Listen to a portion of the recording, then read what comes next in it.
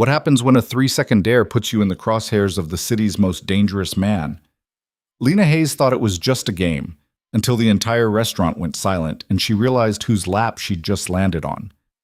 Victor Armin doesn't forgive, he doesn't forget, and he never lets anyone walk away unscathed. But instead of fear, she saw something else in his eyes. Something that terrified her more than anger ever could. Interest. Stay until the end to see how one reckless moment rewrites 2 lives forever. Drop a comment with your city so I can see how far this story travels. Now, let's begin. The bass from the restaurant sound system pulsed through Lena's chest as Maya leaned across the table, eyes bright with tequila and mischief. I dare you, Lena laughed, shaking her head. We're not 15 anymore. Exactly, which means you're boring now. Maya pointed her lime wedge like a weapon. 3 seconds, any guy in here, sit on his lap, then walk away. That's it. That's harassment. That's living. Maya glanced around Aurelio's, the kind of place where entrees didn't have prices and everyone looked like they owned something important. Come on, when's the last time you did anything spontaneous? Lena wanted to argue, but the truth sat heavy in her stomach. 6 months since she'd finally cut ties with Daniel. 6 months of rebuilding herself brick by boring brick. 6 months of safe choices and early nights, and absolutely nothing that made her pulse spike like this. 3 seconds, she heard herself say. Maya's grin could have lit the city. 3 seconds. Lena stood, smoothing her black dress, the one splurge she'd allowed herself after the promotion. The room tilted slightly. Not drunk, just loose, brave, stupid. She scanned the restaurant, looking for someone who'd laugh it off.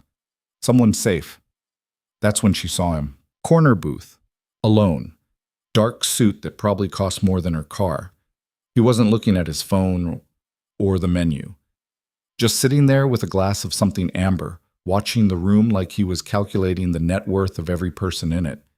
Not him, Maya said, following her gaze. Lena. Not that one. But something in Lena's chest had already decided.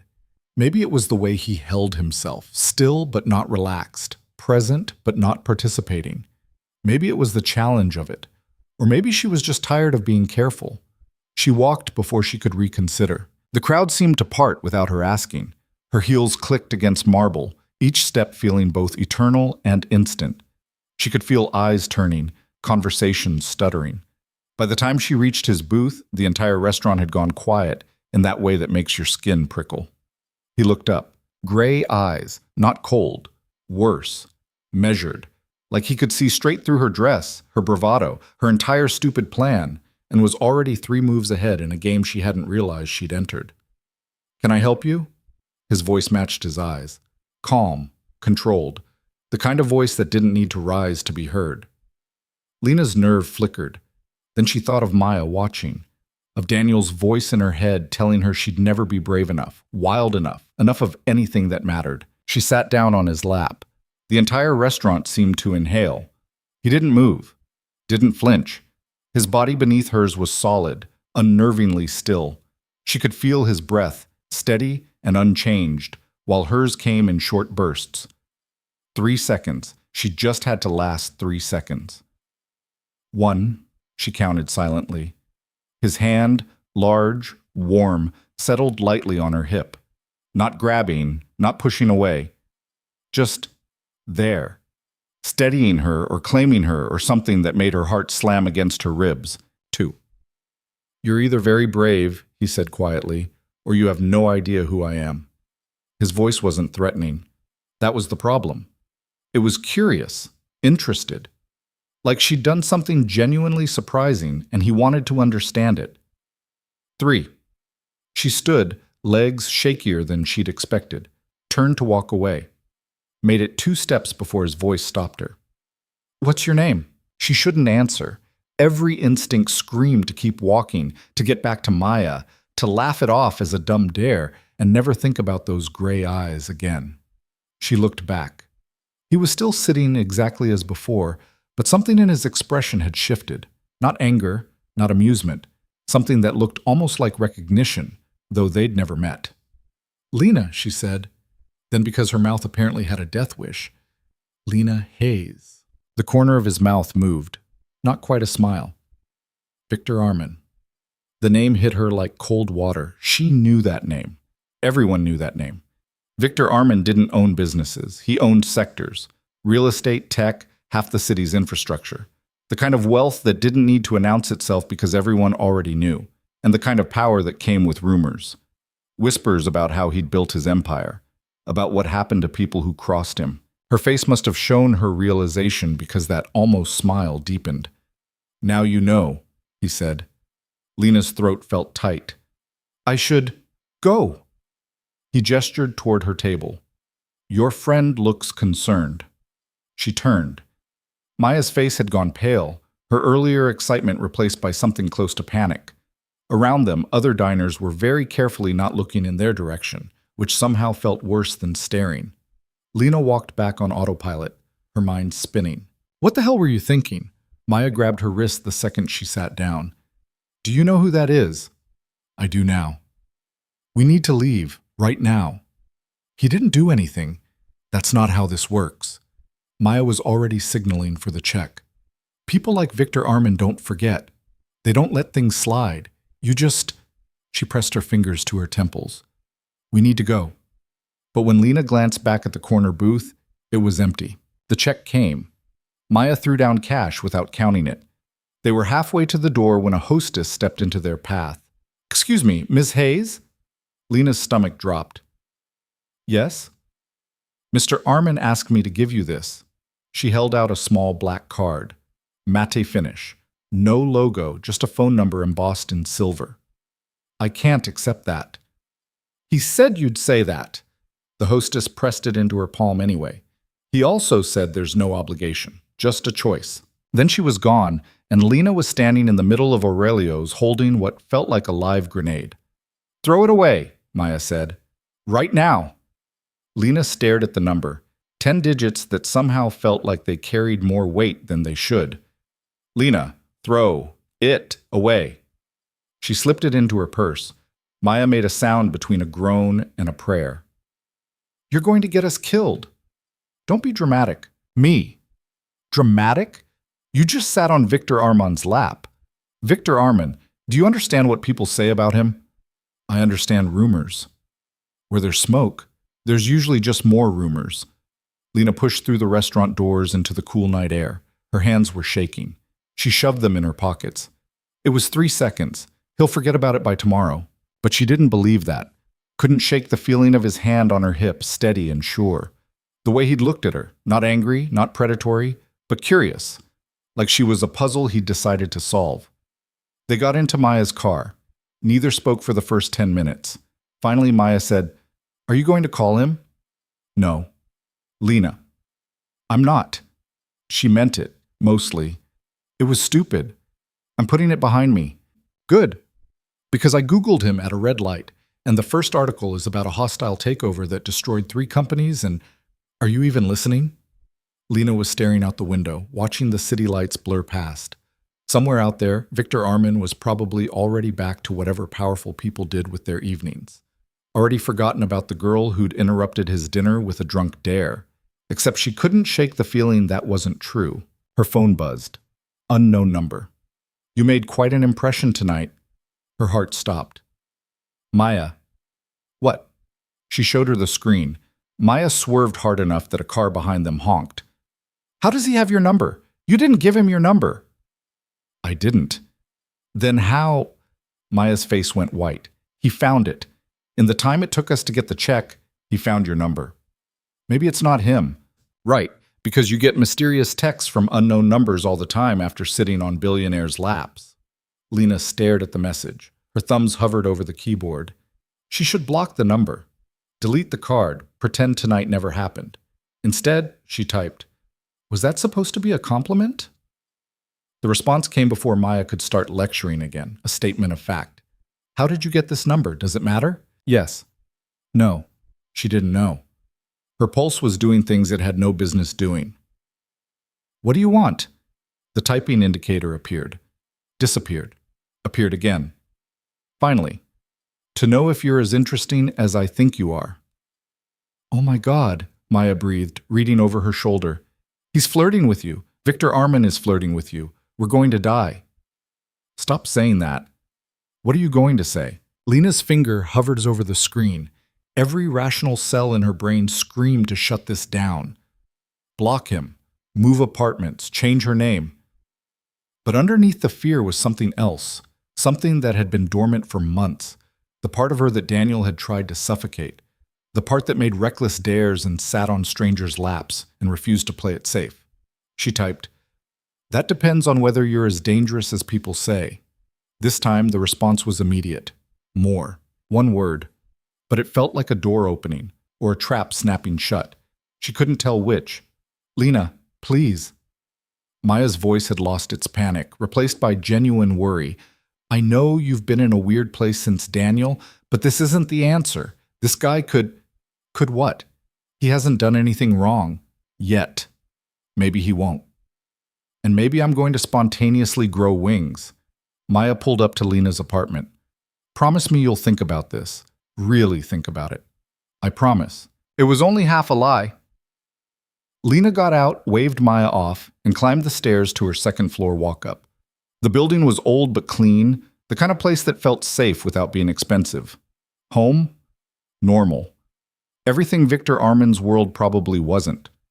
She unlocked her door, kicked off her heels, and was halfway to the kitchen when she saw it. A box on her counter. Black, sleek. The kind of packaging that whispered money. Her apartment had been locked. She lived alone. No one had a key except Maya, and Maya had been with her all night. Lena's hand shook as she approached it. There was a card on top. Heavy stock, the same matte black as the card in her purse. She opened it. "You wore black tonight. I thought you might like these more." Inside the box was a pair of shoes. Heels. Deep emerald green that seemed to shift in the light. She lifted one out. The leather was butter soft, the craftsmanship obvious even to her untrained eye. She checked the sole. Her size. Exactly her size. A cold feeling spread through her chest. How long had it been since she'd left the restaurant? An hour? Less? In that time, Victor Arman had found her number, her address, learned her shoe size, and somehow gotten into her locked apartment to leave a gift that probably cost more than her monthly rent. This wasn't flirting. This was a demonstration. "I can find you anywhere. I can get to you whenever I want. There's nowhere you can go that I can't reach." Her phone buzzed again. "Before you panic, your locks are still secure. I had them delivered while you were at dinner. Your landlord was very helpful." Another message. "The green will suit you." And then, "Sleep well, Lena Hayes." She stood in her kitchen, holding a shoe that probably cost more than her car, and tried to decide if she should be terrified or thrilled. Both, she realized. She felt both. She set the shoe down carefully and pulled out the black card, stared at the number. Her thumb traced the embossed digits. One call. That's all it would take to step into whatever this was. Or she could throw the card away, donate the shoes, and go back to her safe, boring, normal life. Daniel's voice echoed in her memory. "You're so predictable, Lena. You never take risks. That's why you'll never be anything special." She'd spent months proving him wrong, proving she could be independent, strong, complete on her own. But maybe being strong didn't mean being safe. Maybe it meant choosing her own risks instead of avoiding them altogether. Before she could overthink it, she grabbed her phone and typed, "Thank you for the shoes. But I don't accept gifts from strangers. We're not strangers anymore." You sat on my lap. I'd say that's at least acquaintance level. Despite everything, the breaking and entering, the casual display of power, the sheer insanity of this entire situation. She smiled. Acquaintances don't break into each other's apartments. I didn't break in. I used the door. That's not better. Noted. Would you prefer I leave future gifts at your office? Her breath caught. How do you know where I work? The same way I know you take your coffee black? You haven't spoken to your mother in 3 years, and you broke up with Daniel Cross 6 months ago after he tried to access your email for the 4th time. The room spun. That information, most of it wasn't online. Some of it only Maya knew, which meant he'd dug deep. Deeper than a Google search. Deeper than public records. This is insane. Yes. You can't just... I know. Then why are you doing this? The typing indicator appeared. Stayed there. She watched it, her heart hammering, until finally his response came through. Because you're the first person in 10 years who's surprised me. And I find I don't want that feeling to end yet. Honest. Completely, disarmingly honest. She should hang up, block him, call the police, something. Instead, she wrote, "What do you want from me? Dinner. Tomorrow night. Somewhere public. You choose the place, and if I say no, then I'll respect that and disappear. You'll never hear from me again. The shoes are yours regardless."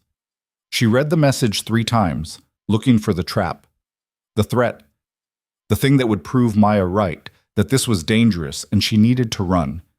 But all she found was an offer, a choice. "Why should I trust you?" "You shouldn't. But you're going to anyway." The presumption of it should have made her angry. Instead, it made her feel seen in a way that was both uncomfortable and intoxicating. Because he was right. She was going to say yes, had been going to say yes from the moment she'd seen that almost smile in the restaurant. "One dinner, public place. I leave when I want to leave. Agreed. And you stop breaking into my apartment. I didn't—" "Victor." A pause. Then, "Agreed. Tomorrow. 7. I'll text you the address. I'll be there." She set the phone down and looked at the shoes. Emerald green, bold, nothing like the safe blacks and neutrals that filled her closet. She picked one up again, feeling the weight of it. In the morning, she'd probably regret this. Would wake up and realize she'd agreed to have dinner with a man who demonstrated he could access every private corner of her life, who had the power and resources to destroy her if he wanted. But tonight, standing in her kitchen with her heart racing and her mind spinning, she felt more alive than she had in months. Her phone buzzed one last time. "For what it's worth, I'm looking forward to tomorrow." She typed back before she could stop herself. "So am I." Touch. Across the city, in an office with floor-to-ceiling windows overlooking the glittering skyline, Victor Armand set down his phone and smiled.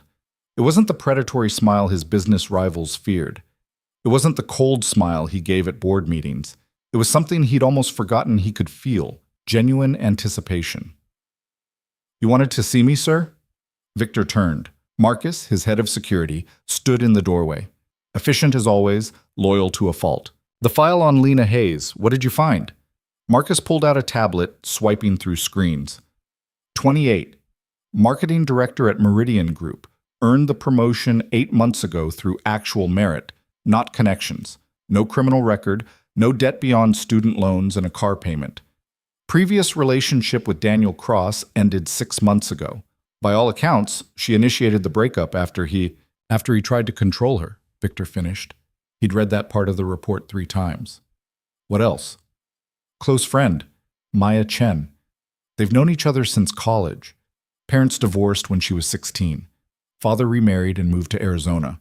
Mother lives in the city, but they're estranged. No siblings. Marcus hesitated.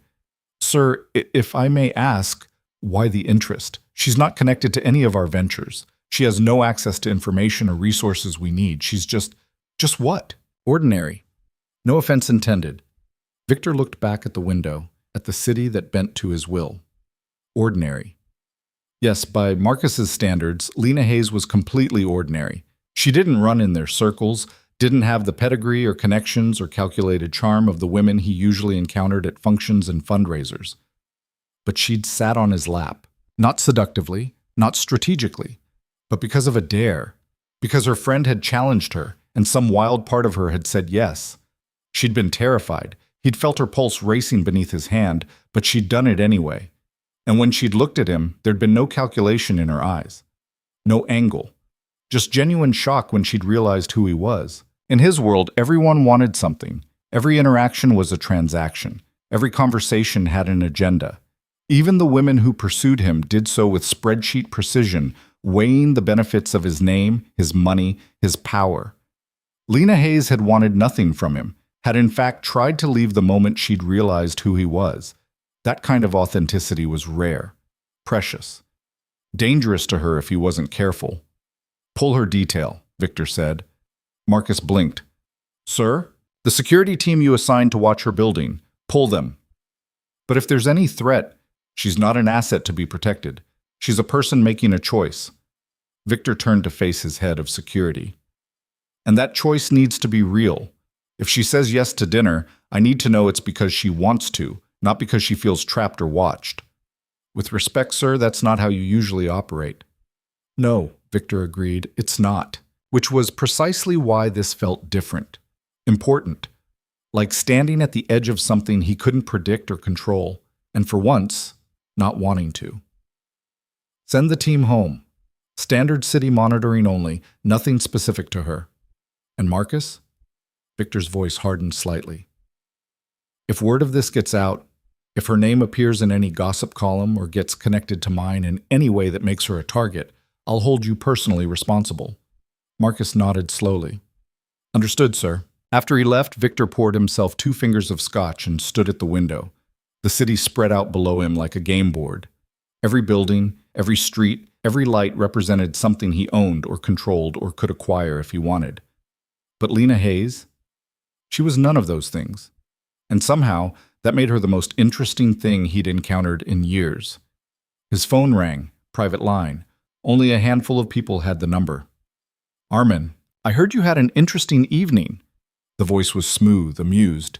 Ethan Crow, rival, occasional business partner, perpetual thorn in his side.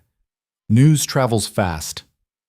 When Victor Armin lets a woman sit on his lap in the middle of Aurelio's, that's not news, that's legend. Ethan chuckled. Who is she? None of your concern. Come now, I'm just curious. It's not like you to make spectacles. I didn't make a spectacle, she did. Even better, I like her already. A pause. Does she know what she's getting into? She will. That sounds ominous. Victor's grip tightened on his glass.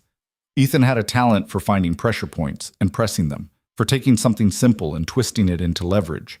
Stay away from her, Ethan. Why would I go near her unless… Another pause, this one calculated. Unless she's more important than you're letting on. In which case, how could I resist meeting the woman who finally caught the great Victor Armin's attention? I'm not warning you again. Relax, I'm just making conversation. But his tone suggested otherwise. Enjoy your dinner tomorrow, 7 o'clock at… Where did she choose anyway? Victor hung up. Then he made another call. I need additional security, discreet, not on the subject, around her. Wide perimeter. Anyone takes an unusual interest, I want to know immediately. Because if Ethan knew about Lena, others would too. And in his world, anything Victor cared about became a potential weapon against him. He should cancel, should send a polite message saying something had come up, ghost back into the shadows of her life, let her return to her ordinary existence. But he knew he couldn't. For better or worse, Lena Hayes had done something no one else had managed in a decade. She'd made him want something beyond power and profit. She'd made him want to be surprised again. But Lena didn't sleep. She lay in bed, staring at the ceiling, replaying every moment of the evening. The dare. The walk across the restaurant. The feeling of Victor's hand on her hip. Steadying, not grabbing. His voice. You're either very brave or you have no idea who I am. Both, she thought now. Definitely both. Her phone sat on the nightstand, dark and silent. No more messages from Victor. He'd said his piece and backed off, leaving the next move to her. That restraint should have been reassuring. Instead, it made her more nervous, because it meant this was real. He wasn't playing games or trying to manipulate her. He'd made an offer and was genuinely waiting for her answer, which meant she had to decide what she actually wanted. At 3 a.m., she gave up on sleep and made tea. Chamomile. Her mother used to make it when Lena couldn't sleep as a kid, back before everything fell apart. She sat at her kitchen table and pulled out her laptop, typed Victor Armin into the search bar. The results were overwhelming. Hundreds of articles. Profiles in Forbes, Fortune, Bloomberg, photographs at charity galas, always alone or with business partners, never anyone who looked like a date. Speculation about his net worth, numbers with so many zeros they stopped meaning anything. But also, rumors, whispers about how he'd built his empire, competitors who'd suddenly sold at a loss, regulations that had mysteriously shifted in his favor. Nothing concrete, nothing proven. Just smoke.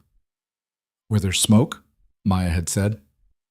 Lena clicked through to an interview from 2 years ago. The journalist had asked about his reputation. People fear what they don't understand, Victor had said. I've never made a threat I didn't keep or a promise I didn't honor. If that makes me dangerous, so be it.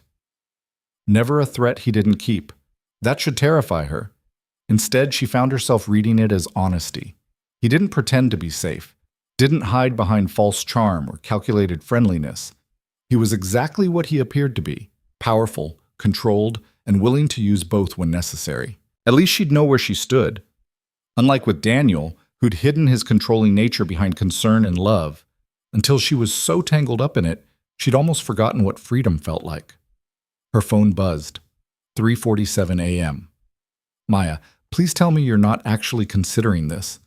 Lena, can't sleep?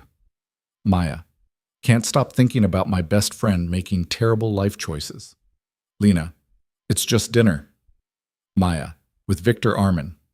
Maya, do you know what I found when I kept Googling? Maya, companies that tried to compete with him don't just lose Maya, they vanish. Lena, that's business. Maya, that's terrifying. Maya, please, I'm begging you, cancel. Lena stared at the messages. Maya was right to be worried. This was insane, reckless, exactly the kind of thing that could blow up her nice, normal, rebuilt life. But when was the last time she'd felt this alive? Lena, I'll be careful, I promise. Maya, that's not good enough. Maya, but I know you're going to do this anyway. Maya, so I'm coming to your place at 5 p.m. tomorrow to help you get ready. Maya, and I'm tracking your location the entire time, Maya. And I'm giving you a code word. If you text me pineapple, I'm calling the cops. Despite everything, Lena smiled. Lena, pineapple? Really? Maya, no one says pineapple in normal conversation. Maya, promise me you'll use it if things get weird. Lena, I promise Maya, I love you, and you're an idiot. Lena, love you too. She set the phone down and looked at the emerald shoes, still sitting on her counter where she'd left them.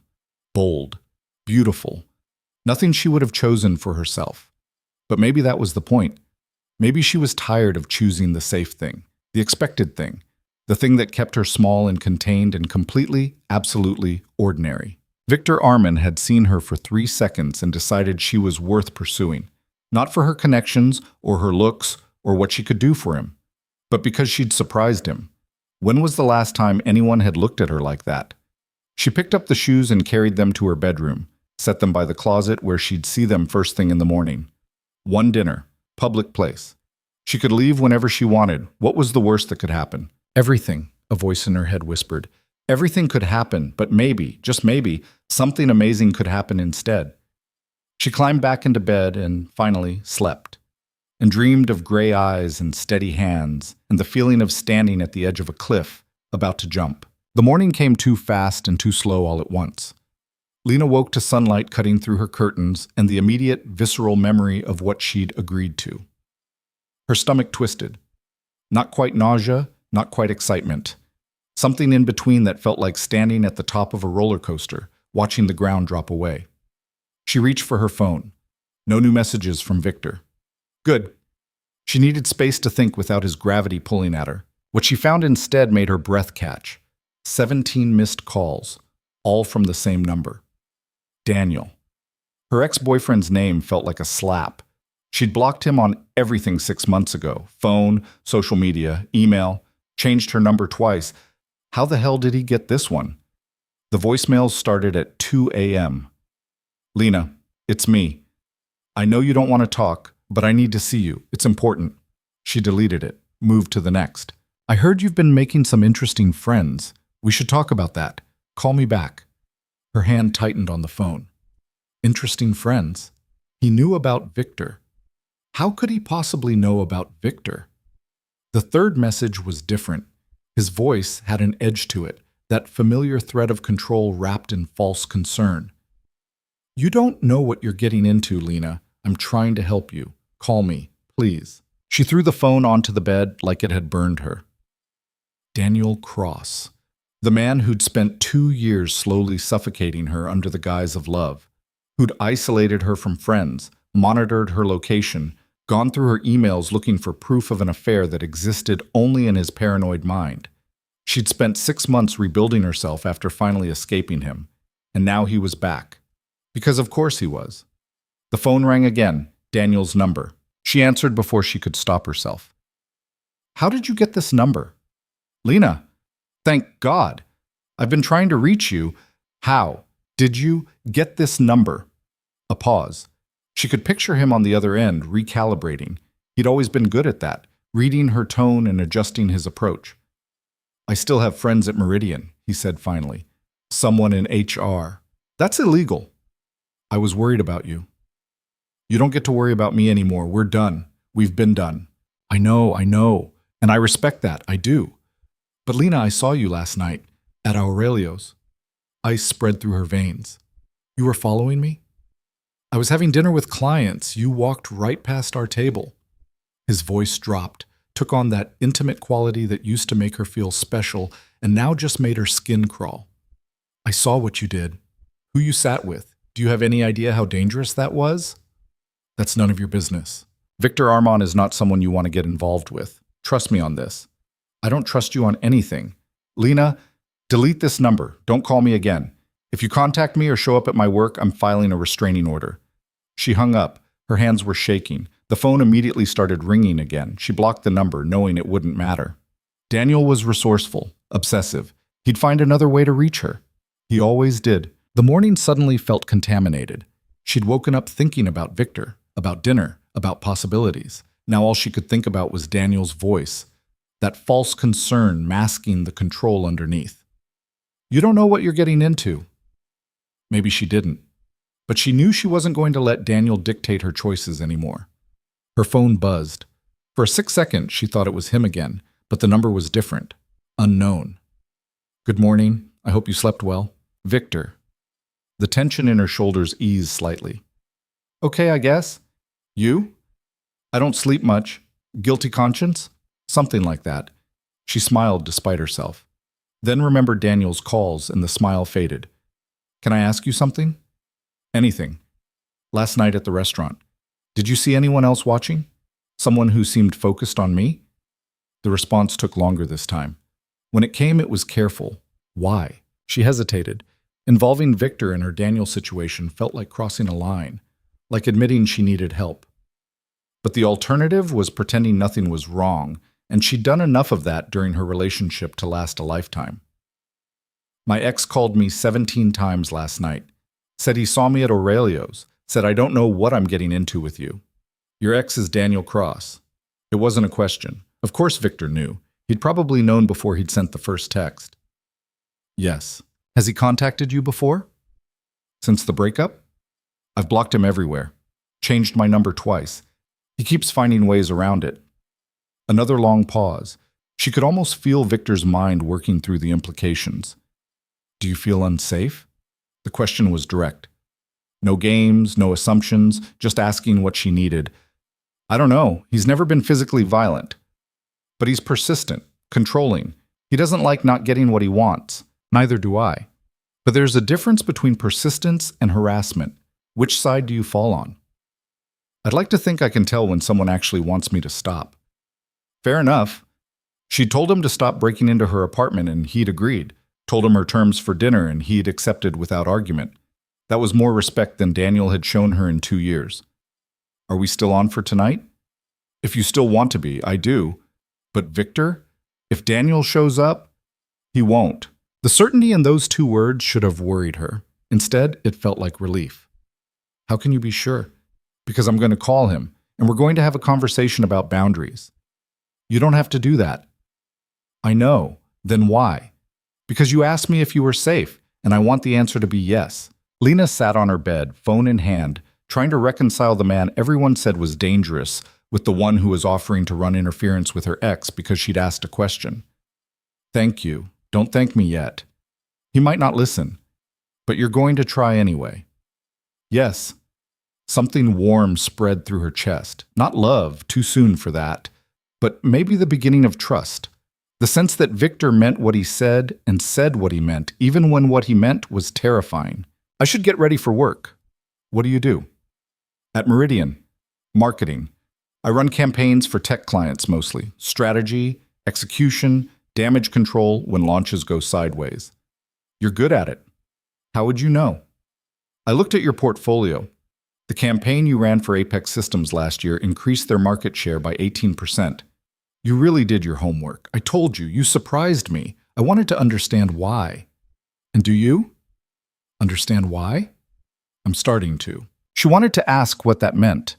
Wanted to push for details, for clarity, for some kind of roadmap of what this was becoming. But her alarm was going off, and she had a strategy meeting at 9, and real life was intruding on whatever strange space she and Victor had created between texts. I have to go. Work. Tonight. 7. You still haven't told me where. She thought about it. Somewhere public, somewhere she'd feel safe, somewhere that wasn't trying to impress him or match his world. Rosie's. It's a bistro on 7th. Nothing fancy. Perfect. Really? You don't strike me as a bistro kind of person. You'd be surprised what kind of person I am. I hope so.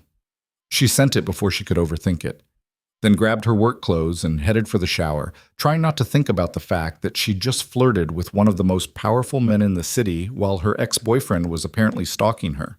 Normal people didn't have mornings like this. But then again, she'd stopped being normal the moment she'd accepted that dare. Work was a disaster. Lena couldn't focus. Every time her phone buzzed, she jumped, half expecting Daniel, half hoping for Victor. Neither happened. Just the usual stream of emails and Slack messages and meeting reminders. At lunch, Maya cornered her in the break room. You look like hell.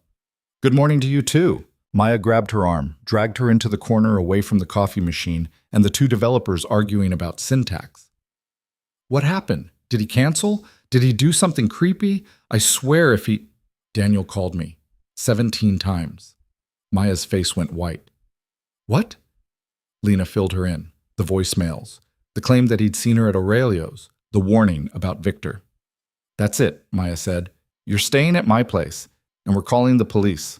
And tell them what? He called me? They'll say to block the number. He got your private number from your employer. That's hard to prove. It'll be my word against whoever gave it to him, and they'll deny everything. Lena rubbed her temples. I've been through this before, remember? After the breakup when he kept showing up at my apartment, the cops said unless he threatens me or tries to physically harm me, there's nothing they can do. So what? You just let him harass you? No. I'm handling it. Maya's eyes narrowed. How? Victor's going to talk to him. Oh my God, Lena. No. What? You can't just... You don't send a man like Victor Armin after your ex. That's not handling it. That's declaring war. I didn't send him. He offered. Because he knows it'll scare the hell out of Daniel. Which it will. And then Daniel will either back off or do something stupid. And either way, you're in the middle of it. Lena wanted to argue, but Maya had a point. Involving Victor was escalating things. But what was the alternative? Keep blocking numbers until Daniel ran out of phones?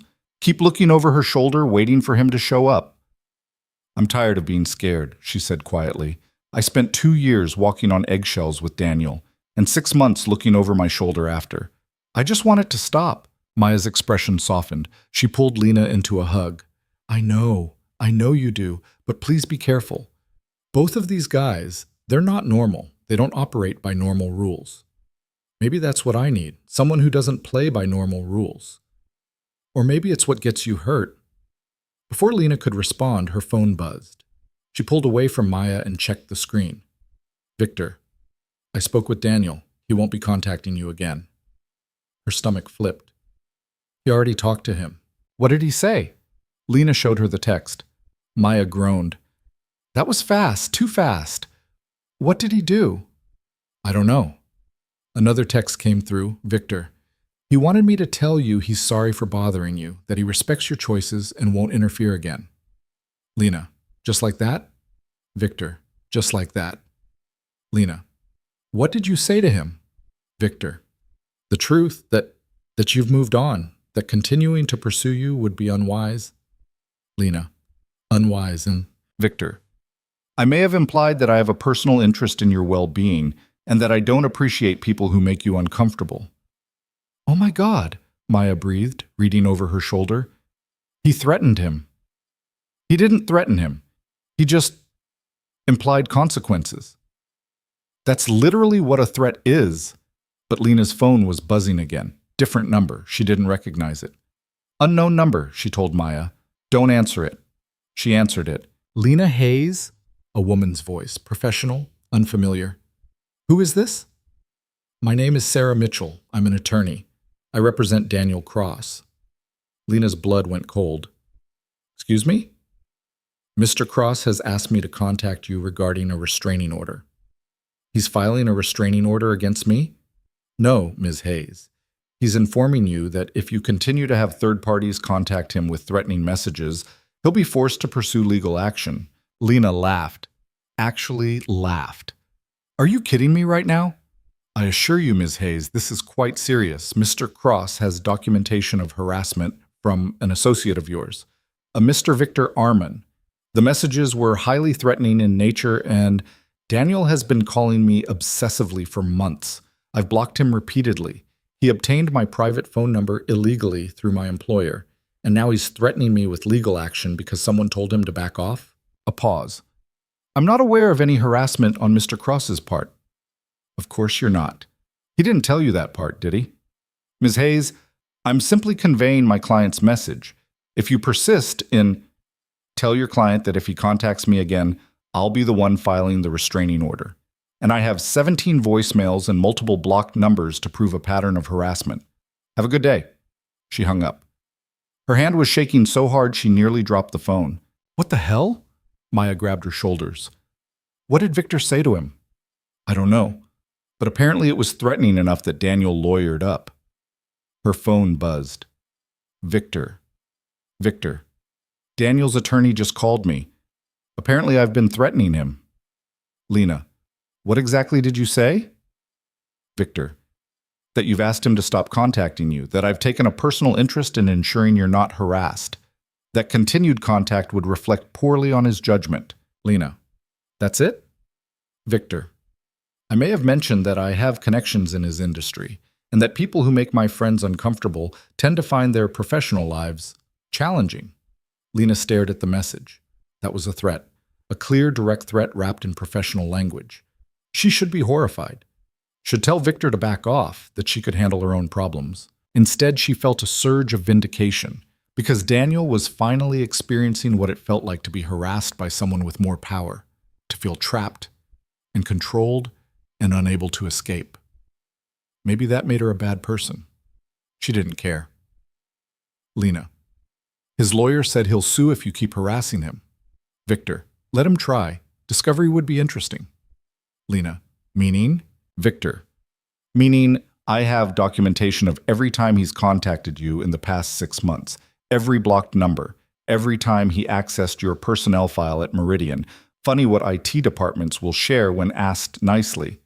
Maya grabbed the phone out of her hand, read the messages, looked at Lena with something between awe and terror. He's serious. He's actually going to war with your ex. I didn't ask him to. But you're not asking him to stop. No, she wasn't. Because for the first time in months, she didn't feel like Daniel's target. She felt protected, safe, like someone was finally in her corner instead of telling her to be reasonable, to not make waves, to just ignore him, and he'd eventually go away. Lena. Thank you. Victor. You already thanked me. Lena. I mean it more now. Victor. Are we still on for tonight, or has this complicated things? Had it? She thought about Daniel's lawyer, about the way Victor had casually mentioned destroying someone's professional life like it was nothing, about the power he wielded so effortlessly it barely registered as effort. That should scare her. It did scare her, but not enough to make her want to walk away. Lena. Still on. Rosie's at 7. Victor. I'll be there. You're really doing this, Maya said. Yeah, I really am. Even though he just threatened your ex's entire career, Daniel spent 2 years trying to destroy mine. Forgive me if I don't feel too bad about it. Maya was quiet for a long moment. Then she sighed. Okay, fine. If you're doing this, we're doing it right. My place at 5. I'm picking your outfit and doing your makeup, and you're wearing the damn green shoes. I don't need oh, yes you do. Because if you're going to have dinner with someone like Victor Arman, you're not going to show up looking like you're apologizing for existing. Despite everything, the stress, the fear, the absolute insanity of her situation, Lena smiled. Thanks, Maya. Don't thank me. Just promise you'll text me every 30 minutes, and that you'll actually use the code word if things get weird. Pineapple, I remember. Good. Now go pretend to work. I'll pick you up at 4:30. The rest of the day crawled by. Lena sat through meetings without hearing a word, responded to emails on autopilot, stared at her computer screen and saw only gray eyes and steady hands, and the careful way Victor had said, "You asked me if you were safe." At 4, her phone rang. Not a text, an actual call from Victor's number. She stepped into an empty conference room and answered. "Hello? Lena." His voice sounded different over the phone, lower, more intimate. "I wanted to hear your voice before tonight." Her pulse jumped. "Why?" "To make sure you're okay. Today's been complicated." That's one word for it. "I may have overstepped. With Daniel." "Did you?" "I don't know. That's why I'm asking. If I pushed too hard, if I made things worse instead of better, I need you to tell me." The honesty in his voice caught her off guard. He wasn't apologizing, wasn't defending himself, just asking for her truth. "You didn't make things worse," she said. "He's been harassing me for months and nobody believed it was serious enough to matter. You took me seriously. That means something." "Good." A pause. His lawyer called again. "Apparently they're dropping the harassment claim." "Really?" "Turns out Daniel has some professional complications he needs to focus on instead. Nothing related to me, of course. Just an unexpected audit from his company's compliance department. Very thorough people, compliance officers." Lena's breath caught. "You didn't." "I made a phone call, mentioned some irregularities I'd heard about, that's all. What they found after that was entirely their own investigation."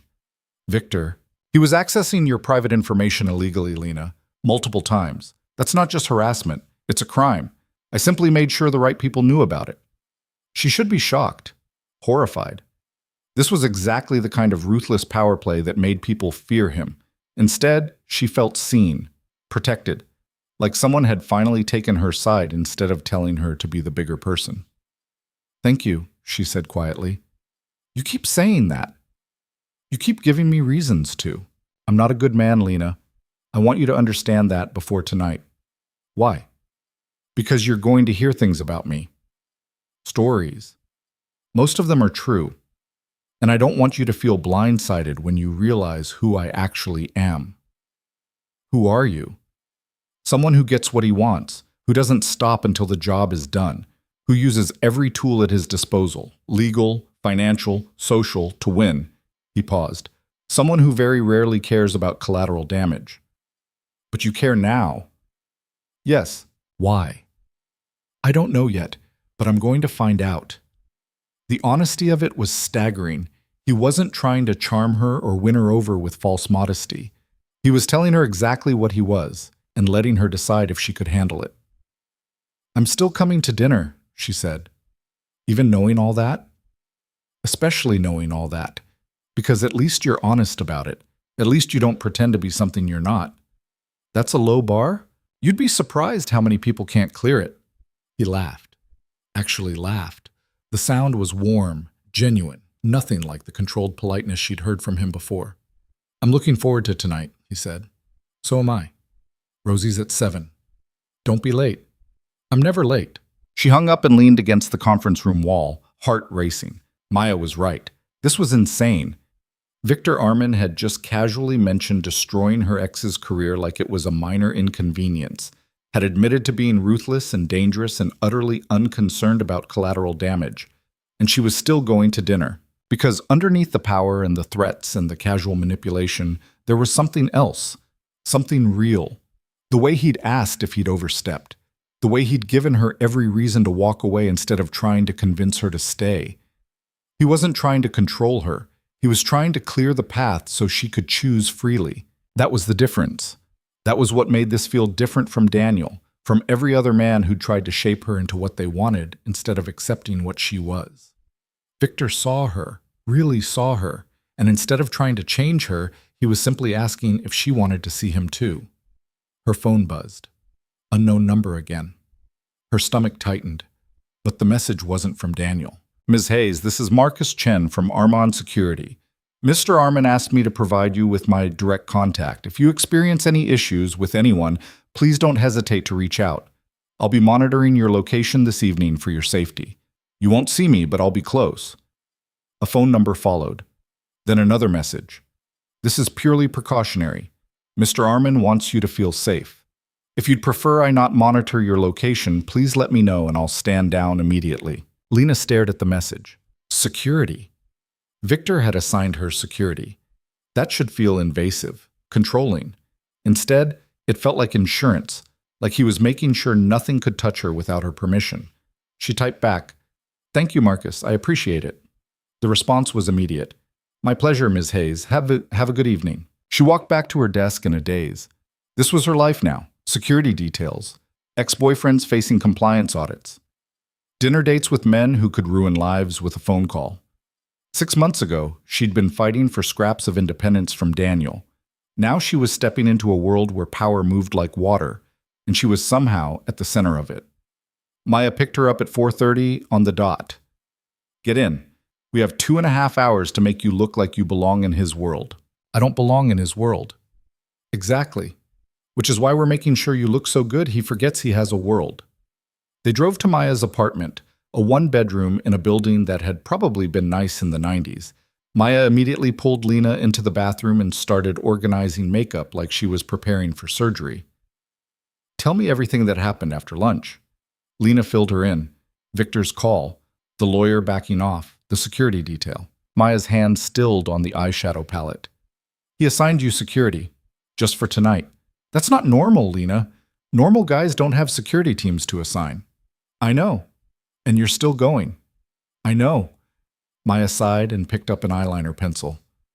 "Okay, then let's make sure you look unforgettable. Close your eyes." For the next hour, Maya worked with the focused intensity of someone defusing a bomb. Lena sat still and let her, grateful to have something to do besides think about what she was walking into. "You're nervous," Maya said, blending something across her cheekbones. "Wouldn't you be?" "Terrified, but also curious. What's he like, really? Not the public image or the rumors. What's he like when it's just you?" Lena thought about it. The texts, the phone call, the way he'd asked if he'd overstepped instead of assuming he was right. "Careful," she said finally. Like every word is chosen for maximum impact, but also honest, almost brutally so. He doesn't try to make himself sound better than he is. "That's rare." "I know." "Do you trust him?" "I don't know him well enough to trust him." "That's not what I asked." Lena opened her eyes. Maya was watching her with that expression she got when she was trying to solve a puzzle. "I trust that he'll tell me the truth," Lena said, "even if the truth is ugly." "And that's enough?" "For now, yeah, it is." Maya nodded slowly. "Okay, then let's make sure you knock him dead. Put on the green shoes." Lena went to the bedroom where Maya had laid out the emerald heels. Next to them was a dress, simple black, the same one she'd worn last night, because Maya insisted it had worked once and they shouldn't mess with success. She put it on, added the green shoes, looked at herself in the full-length mirror. The woman staring back at her looked bold, confident.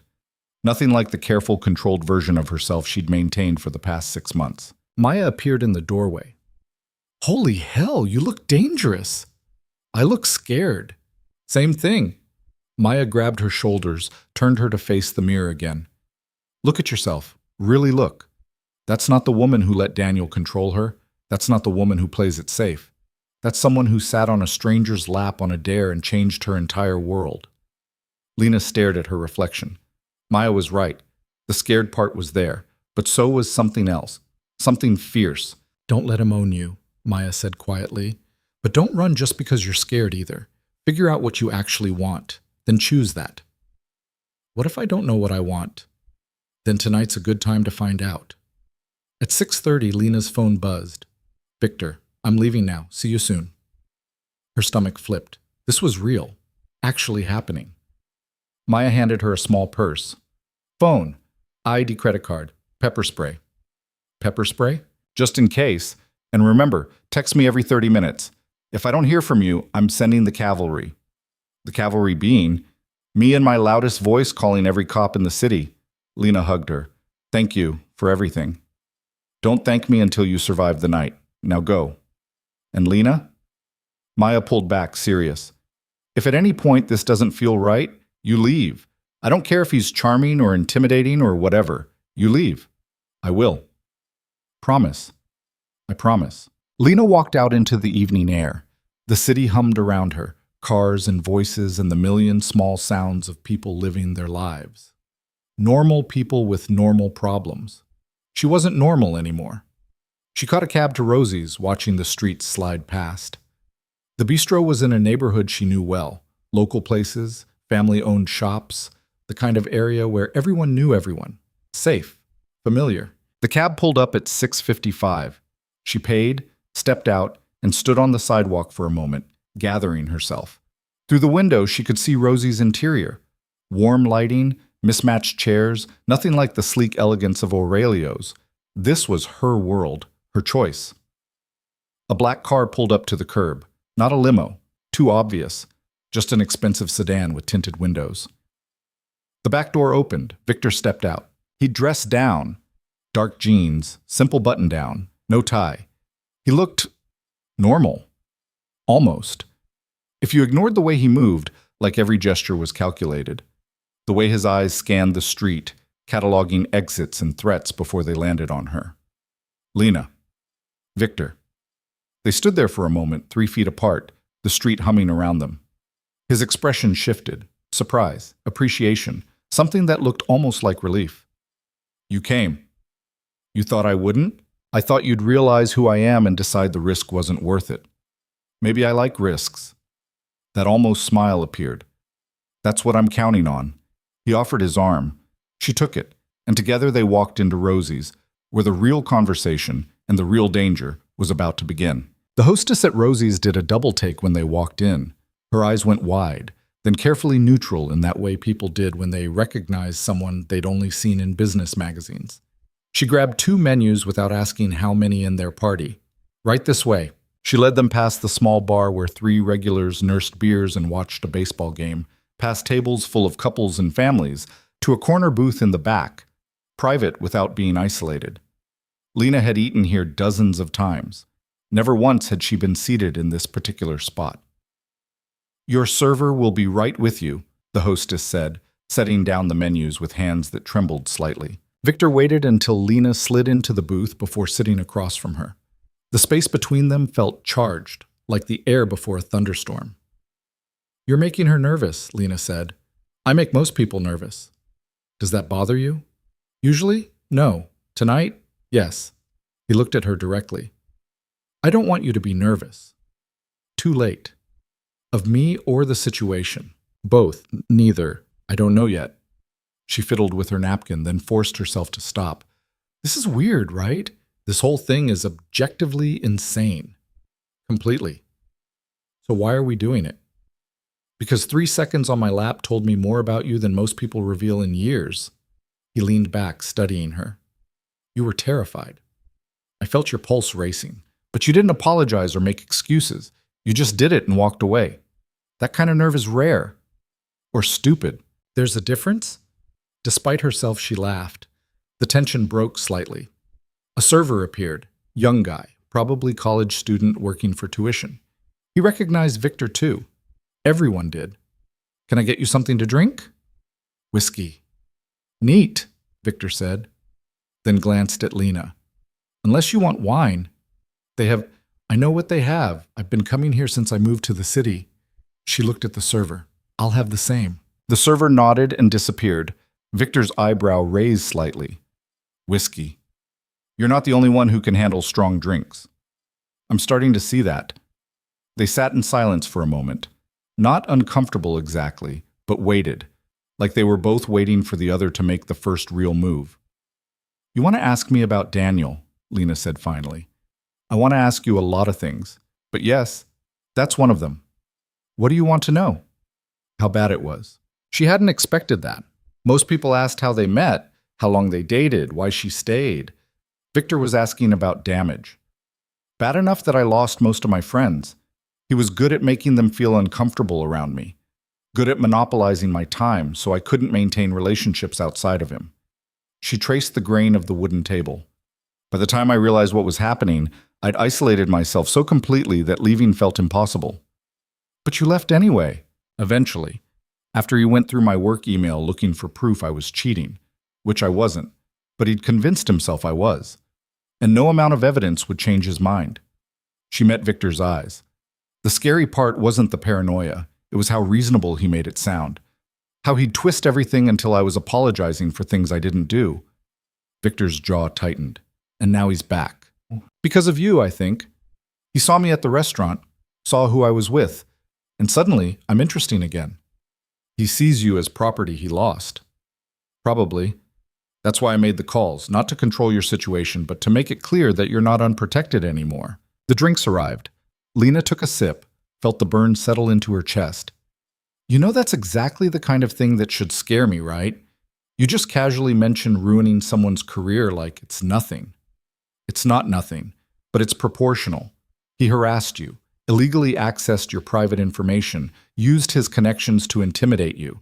I simply made sure the right people knew about it. And the compliance audit that just happened to start today? Every company should maintain proper compliance standards. I merely suggested they look more carefully at certain departments. That's not an answer. No, he agreed. It's not. She appreciated that. The refusal to dress it up or make it sound better than it was. He'd used his power to hurt someone who'd hurt her, and he wasn't going to pretend otherwise. Maya thinks I'm crazy for being here. Your friend is smart. She also thinks you're dangerous. I am dangerous, but not to you. How can you be sure? He set down his glass, leaned forward slightly. Because hurting you would be hurting myself. And I've spent 20 years building an empire specifically so I never have to hurt myself again. The honesty of it was staggering. No deflection, no charm, just the raw truth. What happened 20 years ago? I trusted the wrong people. They took everything I'd built and burned it to the ground while smiling to my face. His expression didn't change, but something cold flickered in his eyes. I learned that power is the only real protection.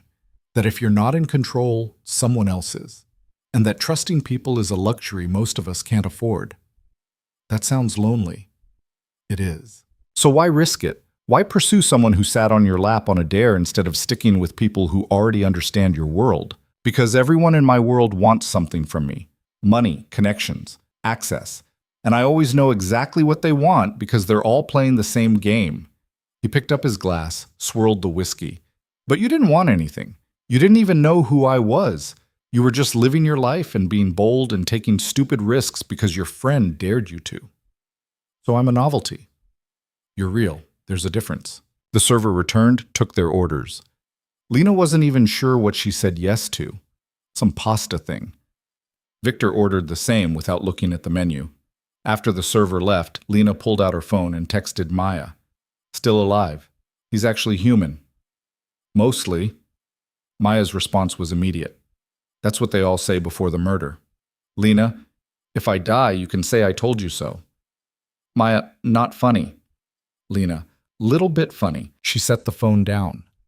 Victor was watching her with that measured expression. Your friend checking in? Every 30 minutes, or she sends the cavalry.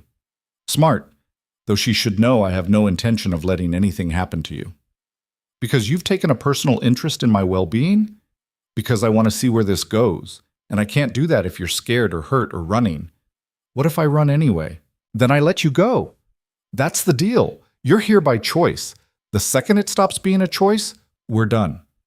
She believed him. That was the terrifying part. She actually believed he meant it. Tell me something true, she said. Something you wouldn't tell anyone else. He considered her for a long moment, then, I haven't had dinner with someone I wasn't trying to manipulate or impress in almost 8 years. What about tonight? Tonight I'm terrified I'm going to say the wrong thing and you'll realize this is a mistake and leave. And I haven't been terrified of anything in longer than I care to admit. Her breath caught.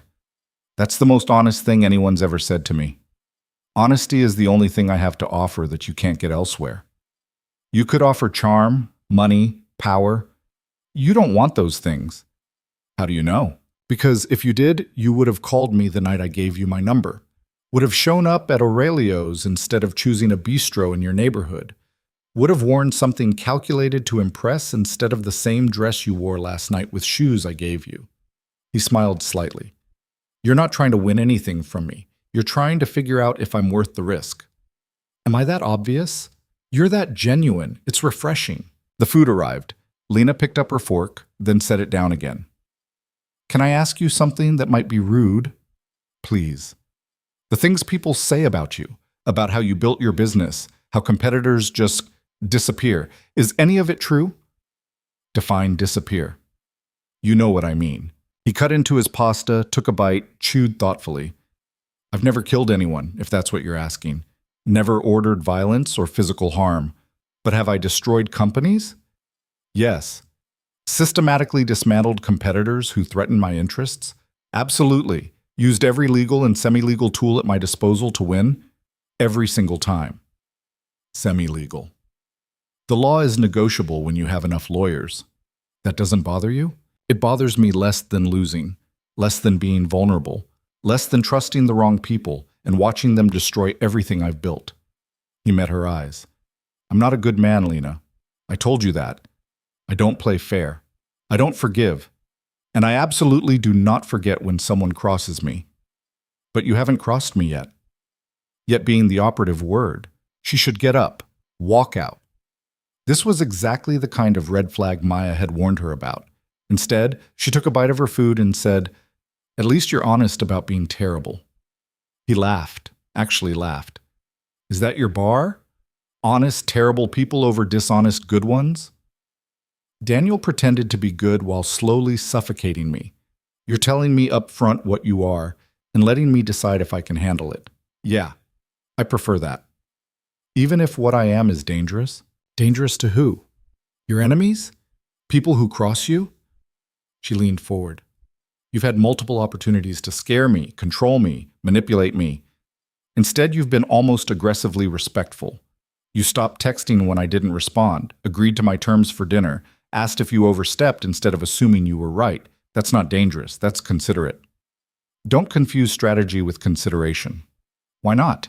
If the result is the same. He studied her, something shifting in his expression.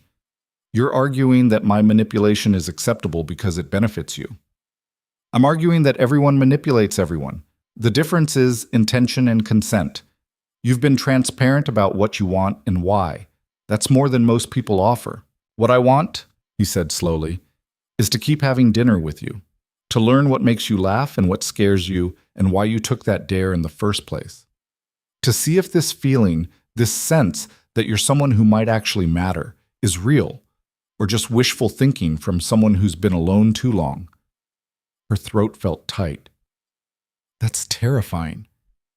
Yes, because if it's real, then we both have something to lose. Exactly. They ate in silence for a while. The food was good. Rosie's never disappointed, but Lena barely tasted it. Her mind was spinning, trying to reconcile the man across from her with the rumors, the reputation, the reality of what he'd admitted to.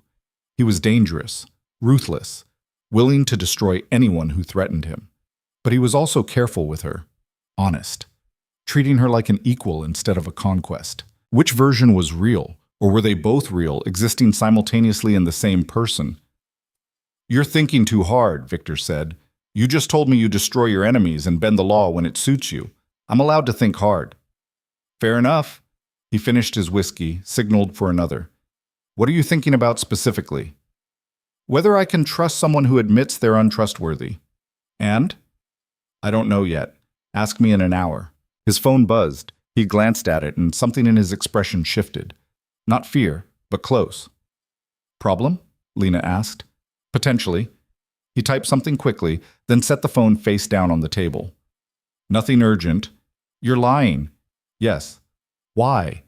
Because telling you the truth would ruin dinner, and I'm not ready for this to end yet. Her stomach tightened. Victor, what was that message? He looked at her for a long moment, weighing something. Then he picked up the phone and handed it to her. The message was from Marcus, his security head.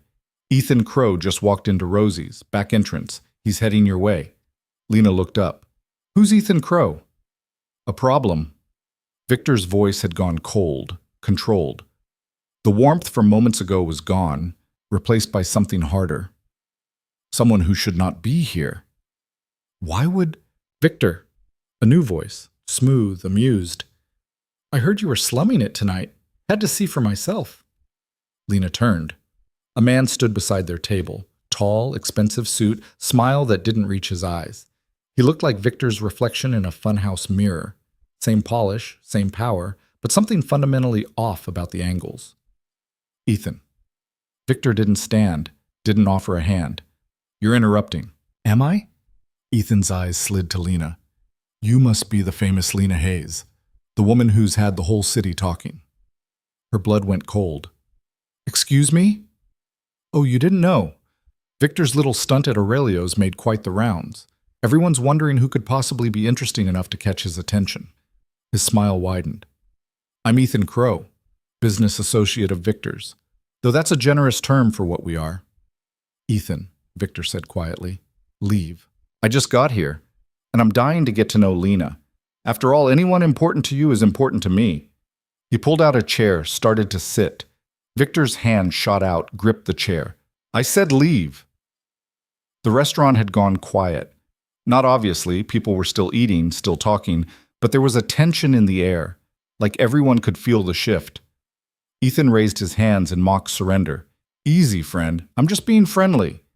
We're not friends. No, we're competitors, which is why I find your sudden interest in someone so ordinary absolutely fascinating. He looked at Lena again. No offense. Plenty taken, Lena said. Ethan laughed. I like her. She's got spine. You'll need that dealing with Victor. He has a tendency to consume the things he cares about. That's enough. Victor stood. The movement was controlled, but barely. You've said your piece. Now leave before this gets ugly. Ugly? In front of your date? That wouldn't be very gentlemanly. But Ethan was already backing away, hands still raised. I'll leave you two to your evening. Lena, it was a pleasure. I'm sure we'll see each other again soon. He walked away. Out the front door this time, unhurried, like he'd accomplished exactly what he came for. Victor sat back down. His jaw was tight, hands clenched on the table. Who was that really? Lena asked. Exactly who, he said. A competitor. Someone who's been trying to find leverage against me for years. He looked at her, and she saw something she hadn't seen before. Genuine worry. And now he knows you matter. Matter how? Enough that he'll try to use you to get to me. The implication settled over her like cold water. You're saying I'm in danger. I'm saying you might be. Ethan doesn't make moves without reason. Coming here tonight was a message. What kind of message? That he knows I care, and that he's willing to exploit it. Victor's phone buzzed again. He checked it, typed something. Marcus is outside. He'll make sure you get home safely. I can take care of myself. I know you can, but please, let Marcus drive you, just for tonight. She wanted to argue, wanted to prove she didn't need protection, but the look in Victor's eyes stopped her. This wasn't about control. This was about fear. Actual, genuine fear. Okay, she said quietly. But you need to tell me everything. What Ethan wants, why he's targeting you, what this actually means. Not here, not tonight, but soon. I promise. They finished dinner in near silence. The ease from earlier was gone, replaced by tension that made every bite feel forced. When the check came, Victor paid without looking at it. Then he walked her to the door where a black SUV waited. Marcus stood beside it, tall, efficient, the kind of guy who'd probably been military before private security. He nodded at Lena. Ms. Hayes, I'll have you home in 20 minutes. Victor touched her arm, gentle, almost hesitant. I'm sorry, this isn't how I wanted tonight to end. It's not over yet. You promised me answers, soon. Tomorrow. I'll call you tomorrow and tell you everything. Everything? Everything that matters. She got into the SUV. Through the tinted window, she watched Victor stand on the sidewalk, hands in his pockets, looking more alone than anyone that powerful should ever look. Marcus pulled away from the curb smoothly. Did you have a good evening, Ms. Hayes? Until the end, yeah, I did. She pulled out her phone, texted Maya. Change of plans. Victor's security is driving me home. Long story. Maya. What happened? Lena. Tell you when I get there. Meet me at my place? Maya. Already on my way. The drive home was silent. Marcus didn't try to make conversation, which Lena appreciated. She needed time to think, to process what Ethan's appearance meant. She'd known dating Victor came with risks. Power attracted enemies, but knowing it abstractly and having someone show up at dinner to prove it were very different things. When they pulled up to her building, Marcus got out and opened her door. "I'll walk you up." "That's not necessary. Mr. Armin would prefer it." She didn't have the energy to argue. They walked up to her second-floor apartment. She unlocked the door, turned to thank him. "Miss Hayes," Marcus said, "a word of advice, if I may." "Sure." Mr. Armin doesn't bring people into his life lightly. The fact that he's concerned about your safety means you matter to him. That's rare, but it also makes you a target for people who want to hurt him. He paused. "If you're not prepared for that reality, it's better to walk away now, before things get more complicated." "Is that what you think I should do? Walk away?" "I think you should be honest with yourself about what you're willing to handle. Mr. Armin is used to danger. You're not. That gap can get people hurt." He nodded once and left. Lena stood in her doorway, his words echoing in her head. "Walk away. Before things get more complicated." Too late for that. Things were already complicated. Had been from the moment she'd sat on Victor's lap and changed the trajectory of everything. She went inside, kicked off the green heels, and collapsed on her couch. 10 minutes later, Maya showed up with wine and worry. "Talk," Maya demanded, settling beside her. Lena told her everything: Ethan's appearance, the veiled threats, Victor's fear, Marcus's warning. Maya listened without interrupting. When Lena finished, she poured them both large glasses of wine. "Okay, so you're dating someone whose enemies are now your enemies. That's fun." "I'm not dating him. We had one dinner." "Lena, he assigned you security. That's past dating. That's involved." "I know. And you're still going to see him again." "He promised answers. I want to hear them." Maya sighed. "Of course you do, because why would you take the safe option when you could walk directly into danger?" "It's not like that." "It's exactly like that. But I get it, I do. He's honest and intense and treats you like you matter. That's intoxicating. Just promise me you'll be careful, really careful, not just physically but emotionally, because guys like Victor, they don't just break hearts, they shatter them." "I'll be careful." "You keep saying that. I'm starting to think you don't know what it means." They drank wine and talked until midnight. Maya crashed on the couch. Lena went to her bedroom and stared at her phone. No messages from Victor. He was probably dealing with Ethan, or strategizing, or doing whatever powerful men did when their enemies made moves. She typed out a message. "I'm home safe. Thank you for dinner." Even with the unexpected visitor. The response came 5 minutes later. "I'm sorry about Ethan. It won't happen again." Lena, "You can't promise that." Victor, "Watch me." Lena, "That's not reassuring." Victor, "I know, but it's the truth. I won't let him near you again." Lena, "You promised me answers tomorrow." Victor, "And you'll have them. All of them. No matter how ugly." Lena, "I can handle ugly." Victor, "I'm starting to believe that." She set the phone down and lay in bed, staring at the ceiling. Tomorrow she'd get answers, would learn exactly what she was walking into. What dangers came with caring about someone like Victor Armin. The smart thing would be to run. Block his number. Go back to her safe, normal life. But she'd tried safe and normal with Daniel, had played by all the rules and still ended up suffocated and controlled. At least with Victor, the danger was honest, external, something she could see coming instead of hiding behind concern and love. Her phone buzzed one more time. Victor, "For what it's worth, tonight was the best evening I've had in years. Until Ethan ruined it." Lena, "We'll have another one, without interruptions." Victor, "Is that a promise or a hope?" Lena, "Both." She fell asleep with her phone in her hand and dreamed of gray eyes and steady hands and the feeling of standing at the edge of something that could either save her or destroy her completely. Across the city, Victor Armin stood in his office and made a series of calls. Each one was brief, precise.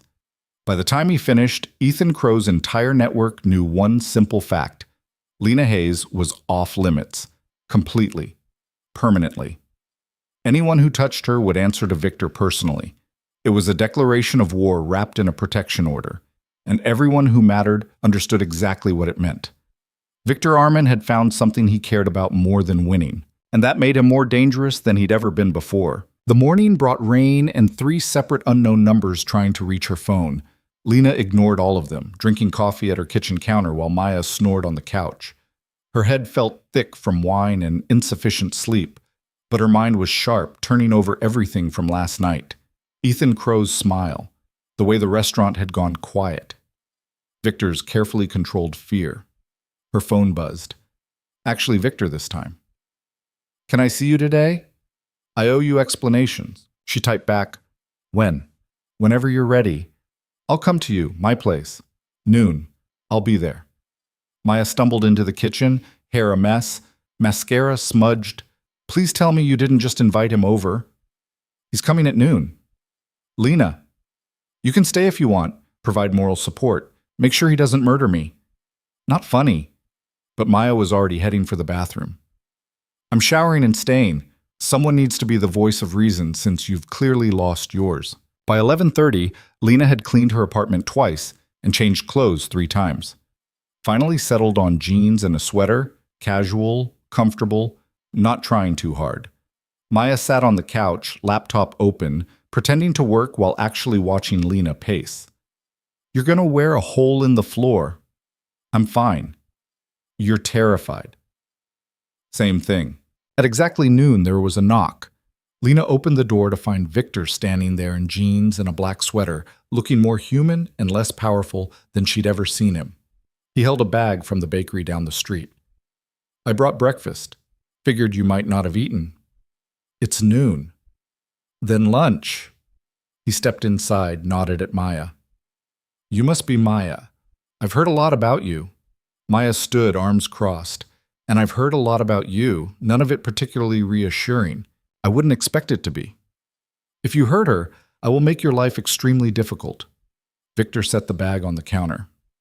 "I believe you, and for what it's worth, that's exactly the kind of friend she needs." Maya blinked, surprised. Whatever she'd been expecting, it wasn't agreement. Lena intervened before things could get weirder. "Maya, you can stay, but maybe give us a few minutes? I'll be in the bedroom. Door open. Yell if you need me." Maya grabbed her laptop and left, but not before giving Victor one more warning look. Victor waited until she was gone. Then he turned to Lena. "She's protective." "She has reason to be. My track record with men isn't great." "I'm not Daniel." "I know. You're scarier." "Fair." He pulled out containers from the bag. Croissants, fruit, coffee. "I meant what I said last night. You deserve answers. All of them. So ask me anything." Lena sat at the counter. Victor remained standing, like he needed the option to move, to pace, to escape if this went badly. "Start with Ethan," she said. "Who is he really?" "A competitor. We came up together. Different companies, same industry. For years we coexisted. Even partnered on a few deals, but 5 years ago I outbid him on a major contract. Cost him millions. He's been trying to find leverage against me ever since.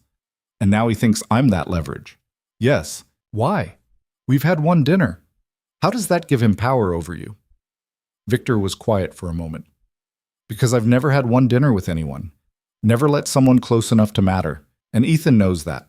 The fact that I'm here in your apartment explaining myself to you, that tells him everything he needs to know.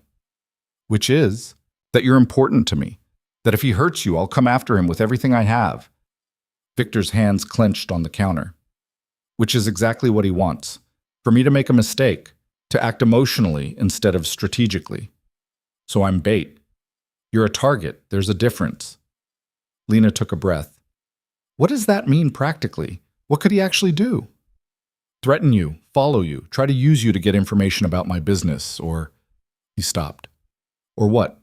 Or hurt you to hurt me. It's a tactic, not one I think he'd actually use, but I can't rule it out completely." The coffee in her stomach turned sour. "You're telling me I might be in actual physical danger because I sat on your lap. I'm telling you it's possible, which is why I've had security watching you.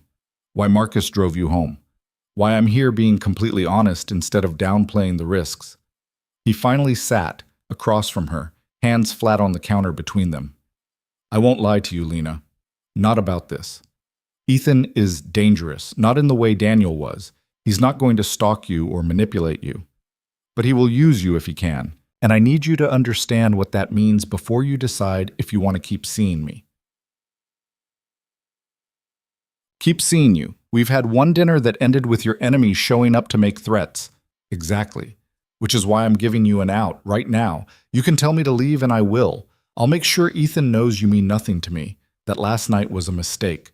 He'll lose interest and you'll be safe. But I'd be lying, and you wouldn't be safe from everything else. Daniel is still out there, still angry. And now that Ethan has seen you with me, other people in my world know you exist. Walking away doesn't erase that. Lena pressed her palms to her eyes. So my options are stay involved and be a target, or walk away and still be a target, but without protection. That's the reality. I'm sorry. Stop apologizing. This isn't your fault. It absolutely is. I pursued you. I made you visible. I put you in this position. I sat on your lap. I texted you back. I agreed to dinner. I made choices too. She dropped her hands, looked at him.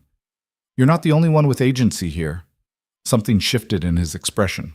Relief, maybe, or respect. Most people would blame me, make this my responsibility to fix. I'm not most people. No, you're not.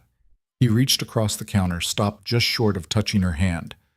I can protect you. I have resources, security, ways to make sure Ethan can't get near you. But it means living differently, being more careful, accepting that some parts of your privacy are going to be compromised for your safety. You mean surveillance? I mean Marcus and his team keeping an eye on you, not invasively. You won't even notice most of the time, but they'll be there. That's terrifying. Yes. And necessary. If you want to be safe, yes. From the bedroom, Maya's voice called out, "This is insane. You know that, right?" Lena almost laughed. She's not wrong. No, Victor agreed. She's not. What happens if I say yes, if I decide the risk is worth it? Then we continue, carefully. I teach you what to watch for, how to spot a tail, what to do if Ethan or anyone else approaches you. You learn to live in my world without being consumed by it. And if I say no, then I walk away. Make it public that we're done. Ethan loses interest. You go back to your life. His voice went quiet. And I go back to mine. The weight of it settled over her. This wasn't just about danger or protection. It was about choosing between safety and something real, between the life she'd rebuilt after Daniel and the possibility of something more. Can I ask you something? She said. Anything. Why me? Really? You could have anyone, someone who already understands your world, who knows the risks and how to handle them. Why pursue someone who makes your life more complicated? Victor was quiet for a long moment. When he spoke, his voice was rougher than usual. Because everyone who understands my world is performing, playing a role. They know what to say, how to act, what to want. But you were just being yourself, bold and scared and completely genuine. And I realized I'd forgotten what that looked like, what it felt like to be around someone who wasn't calculating every word. So I'm refreshing. You're real. In a world where nothing else is, that's worth any amount of complication. Lena's throat felt tight. What if I can't handle it? What if I try and it's too much? Then you tell me, and we stop. No judgment, no pressure, just a clean break. You promise? I promise. You're not trapped here, Lena. You never will be. That's the one thing I can guarantee.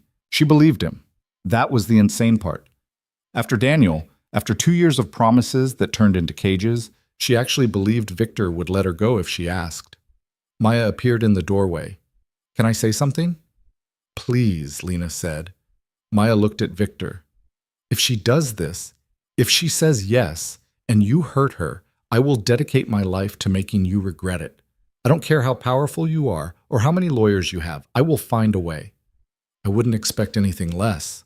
Good, because Lena deserves someone who sees her as more than a novelty or a challenge. She deserves someone who treats her like she's irreplaceable. I agree. Then prove it, not with security or protection or resources. Prove it by being honest when it's hard, by backing off when she needs space, by choosing her over winning. Maya's voice cracked slightly. Because she's my best friend and I love her, and I'm terrified you're going to break her. Victor stood, looked Maya directly in the eye. I'm terrified of the same thing, but I'm going to try not to. That's all I can offer, the honest attempt to be better than I usually am.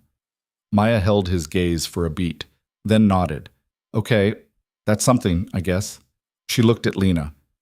Whatever you decide, I'm here. You know that, right? I know. Maya grabbed her bag. I'm going home. Call me later, or sooner if you need me. She paused at the door. And Victor? Don't make me regret giving you a chance. After she left, the apartment felt too quiet. Lena and Victor sat across from each other, the remains of breakfast between them. She's intense, Victor said. She's seen me destroyed once. She doesn't want to watch it happen again. I don't want that either. Then help me understand what I'm agreeing to. What does this actually look like day to day? Victor leaned back. Marcus's team monitors your location. Not constantly, just periodic check-ins. You'll have a panic button app on your phone that connects directly to them. I'll know your schedule, but only the broad strokes. Where you're working, when you're traveling. Nothing invasive. What about my apartment? My privacy? Your apartment stays yours. No cameras, no monitoring. Your phone stays private unless you choose to share something with me. The only time that changes is if there's a direct threat. And dating, going out, living my life? You do all of that. But you tell me where you're going if it's somewhere public, not for permission, for safety. So if something happens, we know where you are. He paused. And I'd like to see you, as often as you're comfortable with. Dinners, weekends, whatever pace works for you. What about your world? The galas and functions and whatever else powerful people do. Only if you want to. I don't need you to perform or impress anyone. You can stay completely separate from that part of my life if you prefer. It sounded almost reasonable, almost normal, except for the security and the panic button and the constant awareness that danger was hovering at the edges. What about Ethan? She asked. What's your plan there? Make it clear you're protected, that touching you means war. Most of the people in our circles understand that math. The cost of going after you outweighs any potential benefit. Most people. Ethan's unpredictable, which is why I'm being honest about the risks. Lena stood, walked to the window. Rain streaked the glass, blurring the street below. Her normal street. Her normal life, which wasn't so normal anymore. I need to think, she said. Take all the time you need. No, I mean like an hour. Alone. To process all of this without you in my apartment being intense and honest and making this harder than it already is. Victor stood. I'll go. When you're ready to talk, call me. That's it? You're just leaving? You asked for space. I'm giving it to you. He moved toward the door, then stopped. For what it's worth, I meant what I said last night. You matter to me. More than I expected. More than is probably wise. But that's your decision to make, not mine. He left before she could respond. Lena stood at the window and watched him get into a car, different from last night, but still expensive, still screaming money and power. He didn't look up, just got in and drove away. She called Maya. Did he leave? Maya asked immediately. Yeah, I asked for space and he just gave it. That's good, right? I think so. I don't know. Everything he said made sense. He was honest about the risks. Offered me protection, promised to back off if I wanted. But Maya, this is insane. I'm actually considering saying yes to a life with security details and panic buttons. Because he's worth it, or because you're scared to walk away? Lena pressed her forehead to the cool glass. Both. Neither. I don't know. What's the difference? One is choosing him. The other is choosing not to be alone. Is that so bad? Choosing not to be alone? It is if it's the only reason. Lena, I can't tell you what to do, but I can tell you that you're stronger than you think. You survived Daniel, built yourself back up from nothing. You don't need Victor or anyone else to be complete. I know. Do you? Because from where I'm sitting, you're about to trade one complicated relationship for another. It's not the same. Victor's not controlling, he's protective. Right now. But what happens when his protection starts feeling like control? When the security detail becomes surveillance? When knowing your schedule turns into dictating it? The fear Lena had been trying to ignore crystallized. Maya was right. The distance between protection and control was razor thin, and she'd walked that line before, told herself Daniel's jealousy was care, his monitoring was concern. What if I'm making the same mistake again? She whispered. Then you course correct. You're not the same person you were with Daniel. You know the warning signs now. You have me. You have yourself. Maya's voice softened. But you also have to ask if this is what you actually want or if you're just addicted to the intensity. Maybe I like intensity. There's a difference between liking intensity and needing chaos to feel alive. Lena closed her eyes. Was that what this was? Choosing danger because normalcy felt like death? Picking Victor because he made her pulse race instead of because he actually made her happy? She didn't know. That was the terrifying part. Her phone buzzed. Unknown number. Her stomach clenched. The message was brief. You should know what you're getting into. Coffee? I promise I'm less threatening in daylight. Ethan. Her hands shook. She screenshotted it, sent it to Victor. His response was immediate. Don't respond. Don't meet him. I'm coming back. No, I need to think. Lena, he's trying to manipulate you, I know. But maybe I should hear what he has to say. Absolutely not. Her jaw tightened. There it was, the control wrapped in concern. The line between protection and dictation blurring. You don't get to tell me what to do. A long pause. Then, you're right, I don't. But I'm asking you not to. Please. Better. Not perfect, but better. I won't meet him, but I'm not promising I won't ever talk to him. Fair enough. Thank you. She called Maya back. Ethan just texted me. What? How did he get your number? I don't know, but he wants to meet for coffee. Says he wants to tell me what I'm getting into. And you said no, right? Please tell me you said no. I said no. But Maya, what if he's right? What if there's stuff Victor isn't telling me, stuff I should know before I make a decision? Then you ask Victor directly. You don't get information from his enemy. That's manipulation 101. Or it's the only way to get the truth. Lena, listen to yourself. You're already creating reasons to trust Ethan over Victor.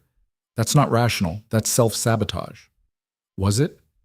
Or was it self-preservation? The need to know the whole story before jumping into something that could destroy her? I need to walk, Lena said. Clear my head. Want company? No. I need to be alone, really alone. No Victor, no security, no best friend telling me what to do. Okay, but text me when you get back. And Lena, whatever you decide, make sure it's actually what you want. Not what's safest or most exciting, what you actually want. Lena hung up, grabbed her jacket, and headed out into the rain.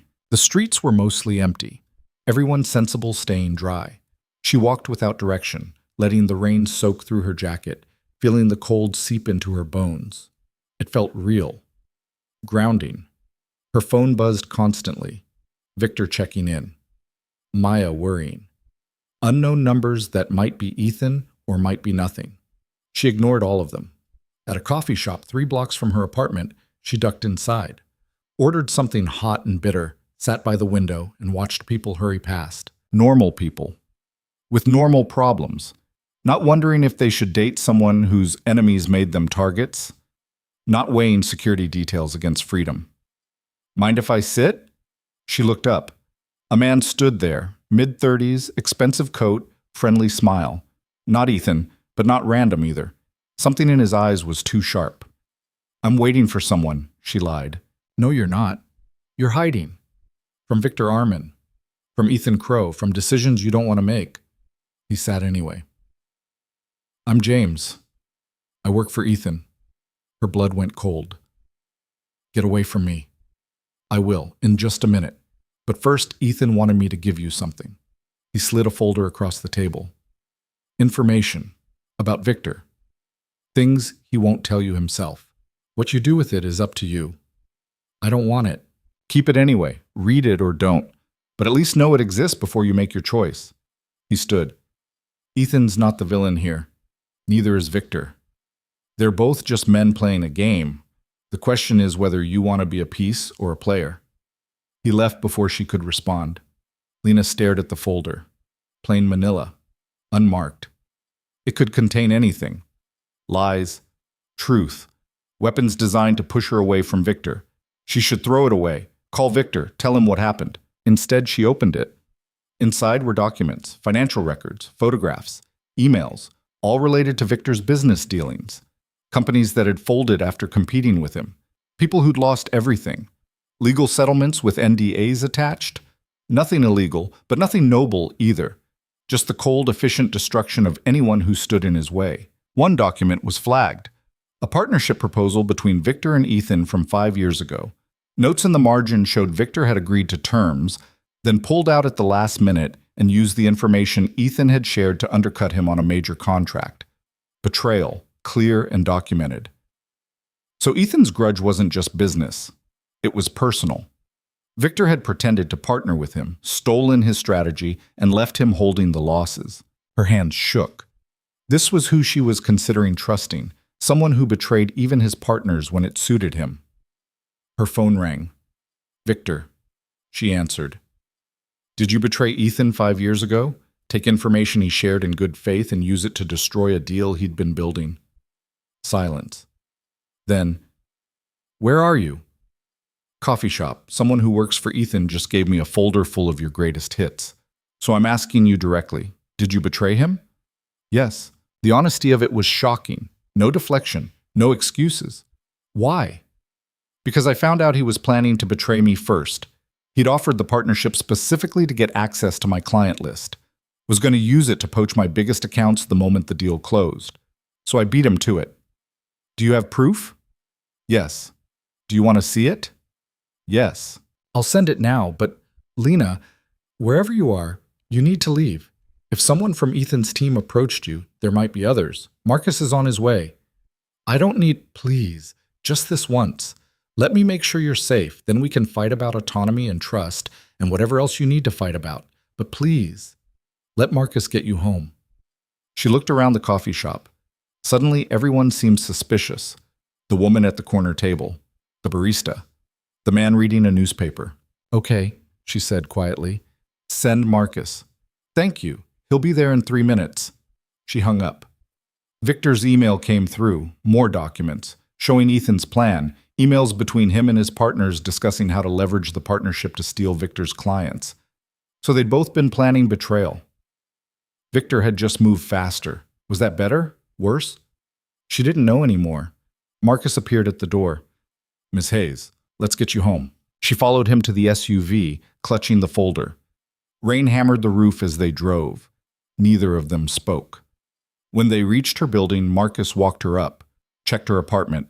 Only after he was satisfied did he leave. Lena locked the door behind him and collapsed on her couch. Her phone immediately rang. "Victor." She answered. "Are you okay?" His voice was tight with worry. "Physically, yes. Emotionally, I'm a mess. Victor, what the hell is happening? Why is Ethan sending people to give me dirt on you? What does he actually want?" "He wants me to react emotionally, to make mistakes.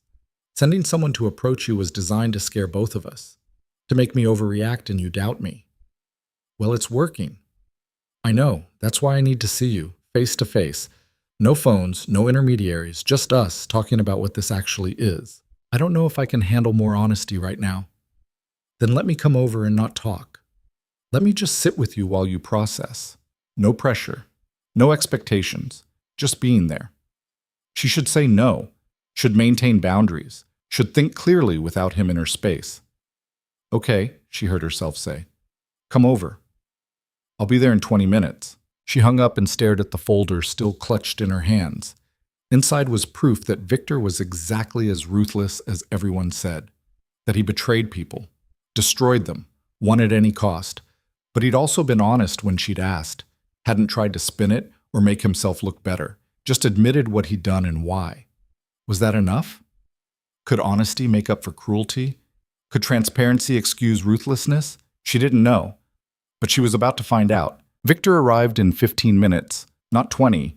He was soaked from the rain, hair plastered to his forehead, looking less like a billionaire and more like someone who'd run through a storm because waiting was unbearable. Lena opened the door without saying anything, just stepped aside to let him in. He didn't immediately speak, just stood there dripping on her floor, chest heaving like he'd actually run the whole way. "You're wet," she said stupidly. "I didn't want to waste time." He pulled off his jacket. "Can we talk? Really talk?" She handed him a towel. "That's why you're here." They sat at opposite ends of her couch. The folder lay on the coffee table between them like evidence at a trial. Victor glanced at it, then at her. "You read it." Most of it. Enough to know you've destroyed a lot of people. Yes. Enough to know you betrayed Ethan exactly the way he said you did, after finding out he was planning to betray me. But yes. Do you regret it? Victor was quiet for a moment. I regret that it was necessary. I don't regret protecting myself.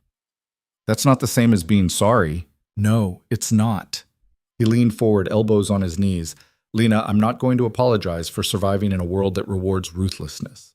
I've made hard choices, hurt people who were trying to hurt me, built walls so high that nobody could reach me to do damage. That's who I am. That's what it took. And you're okay with that? I was, until I met you. He looked at her. Now I'm starting to wonder if surviving is the same as living. If protecting myself means I've locked out everything worth having. Her throat felt tight. Don't do that. Don't make me responsible for your redemption arc. That's not fair. You're right. It's not. He sat back. I'm not asking you to fix me or save me. I'm asking if you can accept who I am while I figure out if I want to be different. That's a lot of pressure. I know. Which is why I'll understand if you walk away. Ethan wanted you to see that folder because he knew it would scare you. And it should. Because everything in there is true. I am ruthless. I do destroy people who threaten me. And being with me means accepting that reality. Lena picked up the folder, flipped through it again. Companies bankrupted. People ruined. All legal, all cold. Did any of them deserve it? Most of them were trying to do the same to me. A few were just in the wrong place at the wrong time. He didn't flinch from it. I'm not a good man, Lena. I've told you that from the start. But you've been good to me. So far. You think that'll change? I think I don't trust myself not to hurt you eventually. Not intentionally, but my world doesn't allow for soft things. And you're the softest thing I've ever tried to hold. She should be insulted. Should tell him she wasn't soft or fragile or something to be held carefully. But she understood what he meant. She was real in a way his world wasn't. Genuine. Breakable. What does Ethan actually want? She asked. Not just revenge. What's his endgame? To provoke me into doing something stupid. To make me choose between protecting you and protecting my business. He thinks if he can get me emotional, I'll make mistakes. Leave openings. And will you? Probably. I'm already making decisions based on what keeps you safe instead of what wins. That's new for me. Dangerous. So I'm your weakness. You're my humanity. There's a difference. He rubbed his face.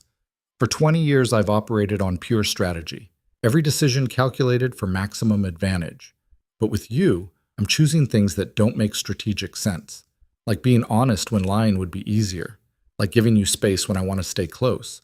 Like admitting I'm terrified instead of pretending I have control. You are terrified. Completely. Because I don't know how to do this. How to care about someone without consuming them. How to protect without controlling. How to be vulnerable without being destroyed. Lena's chest ached. This was the real Victor. Not the powerful billionaire or the ruthless competitor. Just a man who'd been alone so long he'd forgotten how to be anything else. I'm terrified too, she said quietly. I'm terrified you'll turn into Daniel, that the protection will become control, that one day I'll wake up and realize I've traded one cage for another. That's fair. And if that starts happening, I need you to tell me, not hint, not hope I'll notice. Tell me directly so I can course correct. And if you can't, if this is just who you are, then you leave, and I let you go. No games, no manipulation, no using my resources to make your life difficult. He met her eyes. That's the promise I can make. That if this doesn't work, you get to walk away clean. Daniel made promises too. Daniel was trying to own you. I'm trying not to. Victor's voice went rough. I know you have no reason to trust that, but I'm asking you to try anyway. To give this a chance and see if I can actually be different with you. Her phone buzzed, Maya checking in. Lena ignored it. What happens with Ethan? She asked. This doesn't just go away because we talked about it. No, it escalates. He'll keep pushing until one of us breaks or backs down. Which will you do? Neither. I'll neutralize him. How? Victor hesitated. Do you really want to know? Yes. I'm going to find leverage, something that matters to him the way you matter to me, and I'm going to make it clear that if he touches you, I destroy what he loves. It's mutually assured destruction, the only language people like Ethan understand. That's terrifying. Yes, but it's also effective. And more importantly, it doesn't require me to hurt you or compromise your safety. Just make the cost of targeting you too high to justify. Lena stood, walked to the window. Rain still fell, turning the city into a blur of lights and shadows. I don't know if I can live like this, constantly aware of threats and leverage and games being played around me. You don't have to. That's my world, not yours. I can keep you separate from it. Can you? Because it doesn't feel separate. It feels like I'm already in it, whether I want to be or not. You are. The moment Ethan saw you with me, you became part of it. Walking away doesn't change that. It just means you're in it alone instead of protected. She turned to face him. So my choices are, be with you and be a target with protection, or leave and be a target without it. Unless I can convince Ethan you mean nothing, which requires me to treat you like you mean nothing, publicly cut ties. Make it clear last night was a mistake. He stood. I'll do it if you want. If that's what you need to be safe, I'll make it happen. You'd do that? I'd hate it. It would probably destroy me. But yes, your safety matters more than what I want. And there it was. The difference between Daniel and Victor crystallized in one statement. Daniel had always put his wants first, disguised as concern for her. Victor was offering to give up what he wanted to keep her safe. That didn't make him perfect. Didn't erase the ruthlessness or the betrayals or the cold calculation he brought to everything else in his life. But it made him honest. And maybe honesty was enough to build on. I don't want you to do that, she said. What do you want? I want to try. I want to see if we can make this work. But Victor, I need you to hear me. The second this starts feeling like Daniel, the second your protection becomes control, I'm gone. No second chances, no explanations, just gone. I understand. Do you? Because I've done the thing where I ignore red flags and make excuses and convince myself it'll get better. I won't do it again. Not for you. Not for anyone. Good. Don't. I'd rather you leave too soon than stay too long and get hurt. He crossed to her, stopped just short of touching. I'm going to make mistakes. I'm going to overstep and need to be corrected, but I promise I'll listen when you tell me to back off. That's the best I can offer. She looked up at him. He was close enough that she could see the fear in his eyes, the vulnerability he was trying to hide. This powerful man who could destroy companies with a phone call was terrified of losing her. Okay, she said. We try. But we do it my way. Slow. Careful. With clear boundaries. Whatever you need. I need you to stop Ethan from sending people to harass me. I need to know I can go to work and live my life without constantly looking over my shoulder. Done. I'll handle Ethan today. Without violence. Without violence, he agreed. Just leverage and mutually assured destruction. That's still terrifying. Welcome to my world. He smiled slightly. But you don't have to live in it. You just have to let me keep it away from you. Her phone rang. Not Maya this time. Unknown number. She showed Victor the screen. Don't answer, he said. What if it's important? It's Ethan, or someone working for him. They're testing to see if you'll engage. His jaw tightened. Let me handle this. Please. She let it go to voicemail. Immediately a text came through from the same number. Your boyfriend can't protect you forever. Eventually you'll realize he's not worth the danger. When that happens, call me. I'll make sure you're safe.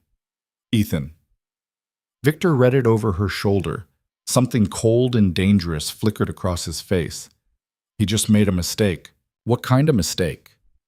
The kind where he threatened you directly instead of just using you as leverage. That changes things. He pulled out his phone. Marcus, I need everything you have on Ethan Crow. Personal, professional, everything he cares about. I want it in an hour. He hung up and looked at Lena. I'm going to end this. Today. So you can stop looking over your shoulder. How? By making him more afraid of me than I am of him. 2 hours later, they sat in Lena's apartment while Victor made calls. She'd listened to him work before, giving orders, negotiating deals, but this was different. This was personal. Each call was precise, targeted, designed to tighten a noose around Ethan without him realizing it until too late. His primary income comes from a tech portfolio, Victor explained between calls.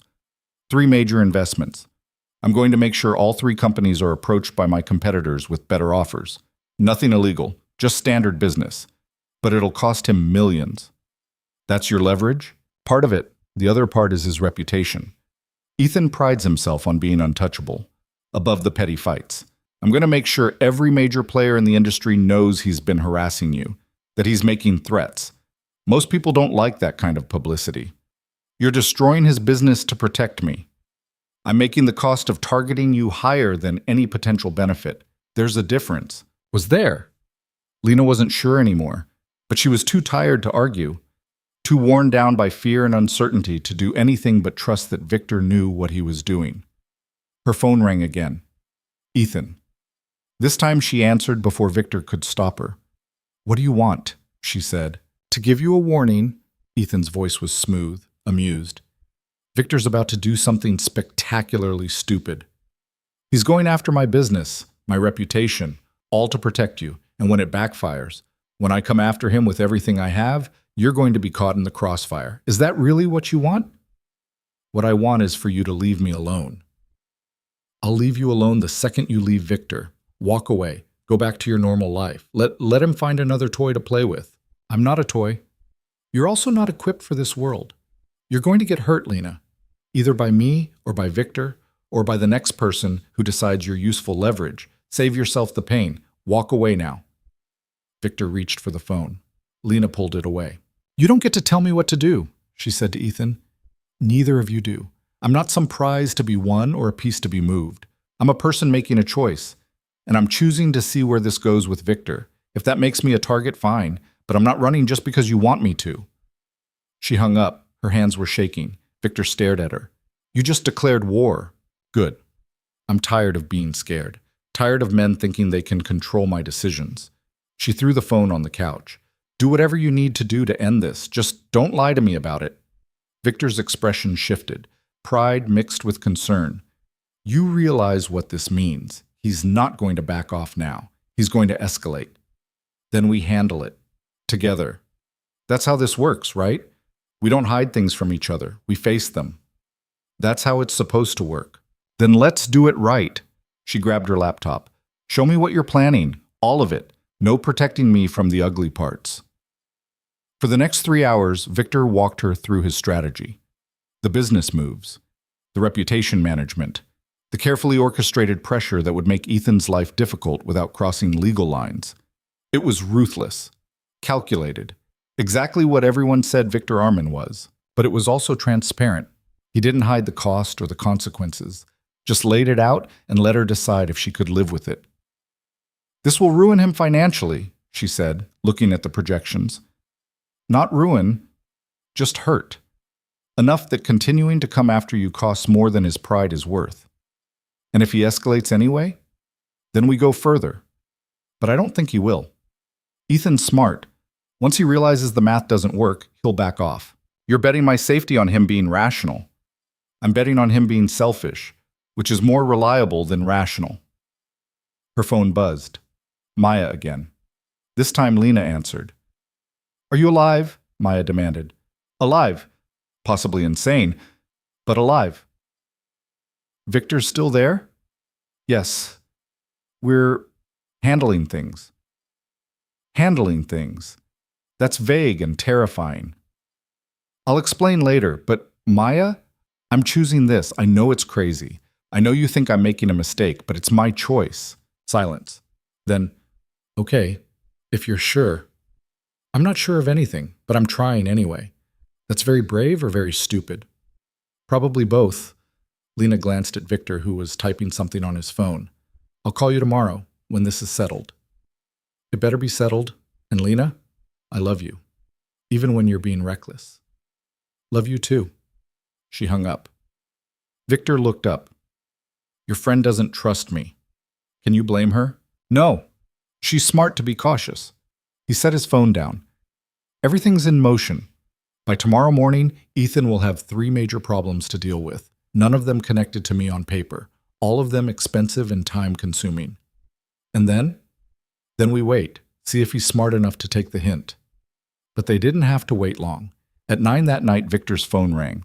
He glanced at the screen, then at Lena. It's Ethan. Answer it. Speakerphone. Victor did. Ethan's voice filled the apartment, tight with barely controlled anger. You're making a mistake, Victor. I don't think so, but I'm listening. This isn't business anymore. You've made it personal. That's dangerous for both of us. You made it personal when you approached Lena. I'm just responding in kind. By destroying my portfolio? By spreading rumors that'll cost me millions in future deals? By protecting what's mine? If you'd left her alone, we wouldn't be having this conversation. A long pause, then, what do you want? For you to back off, completely. No more messages, no more approaches, no more using her to get to me. And in exchange, I'll stop what I started. The portfolio deals fall through, the rumors get corrected. We go back to being competitors instead of enemies. You expect me to trust you after you just proved you can't be trusted? I expect you to do the math. Continuing this costs you millions. Backing off costs you pride. Which one can you afford to lose? Ethan laughed bitterly. You always were better at this than me. Fine. Your girlfriend is off limits. But Victor, one day you're going to care about something I can actually destroy. And when that day comes, I'll remember this.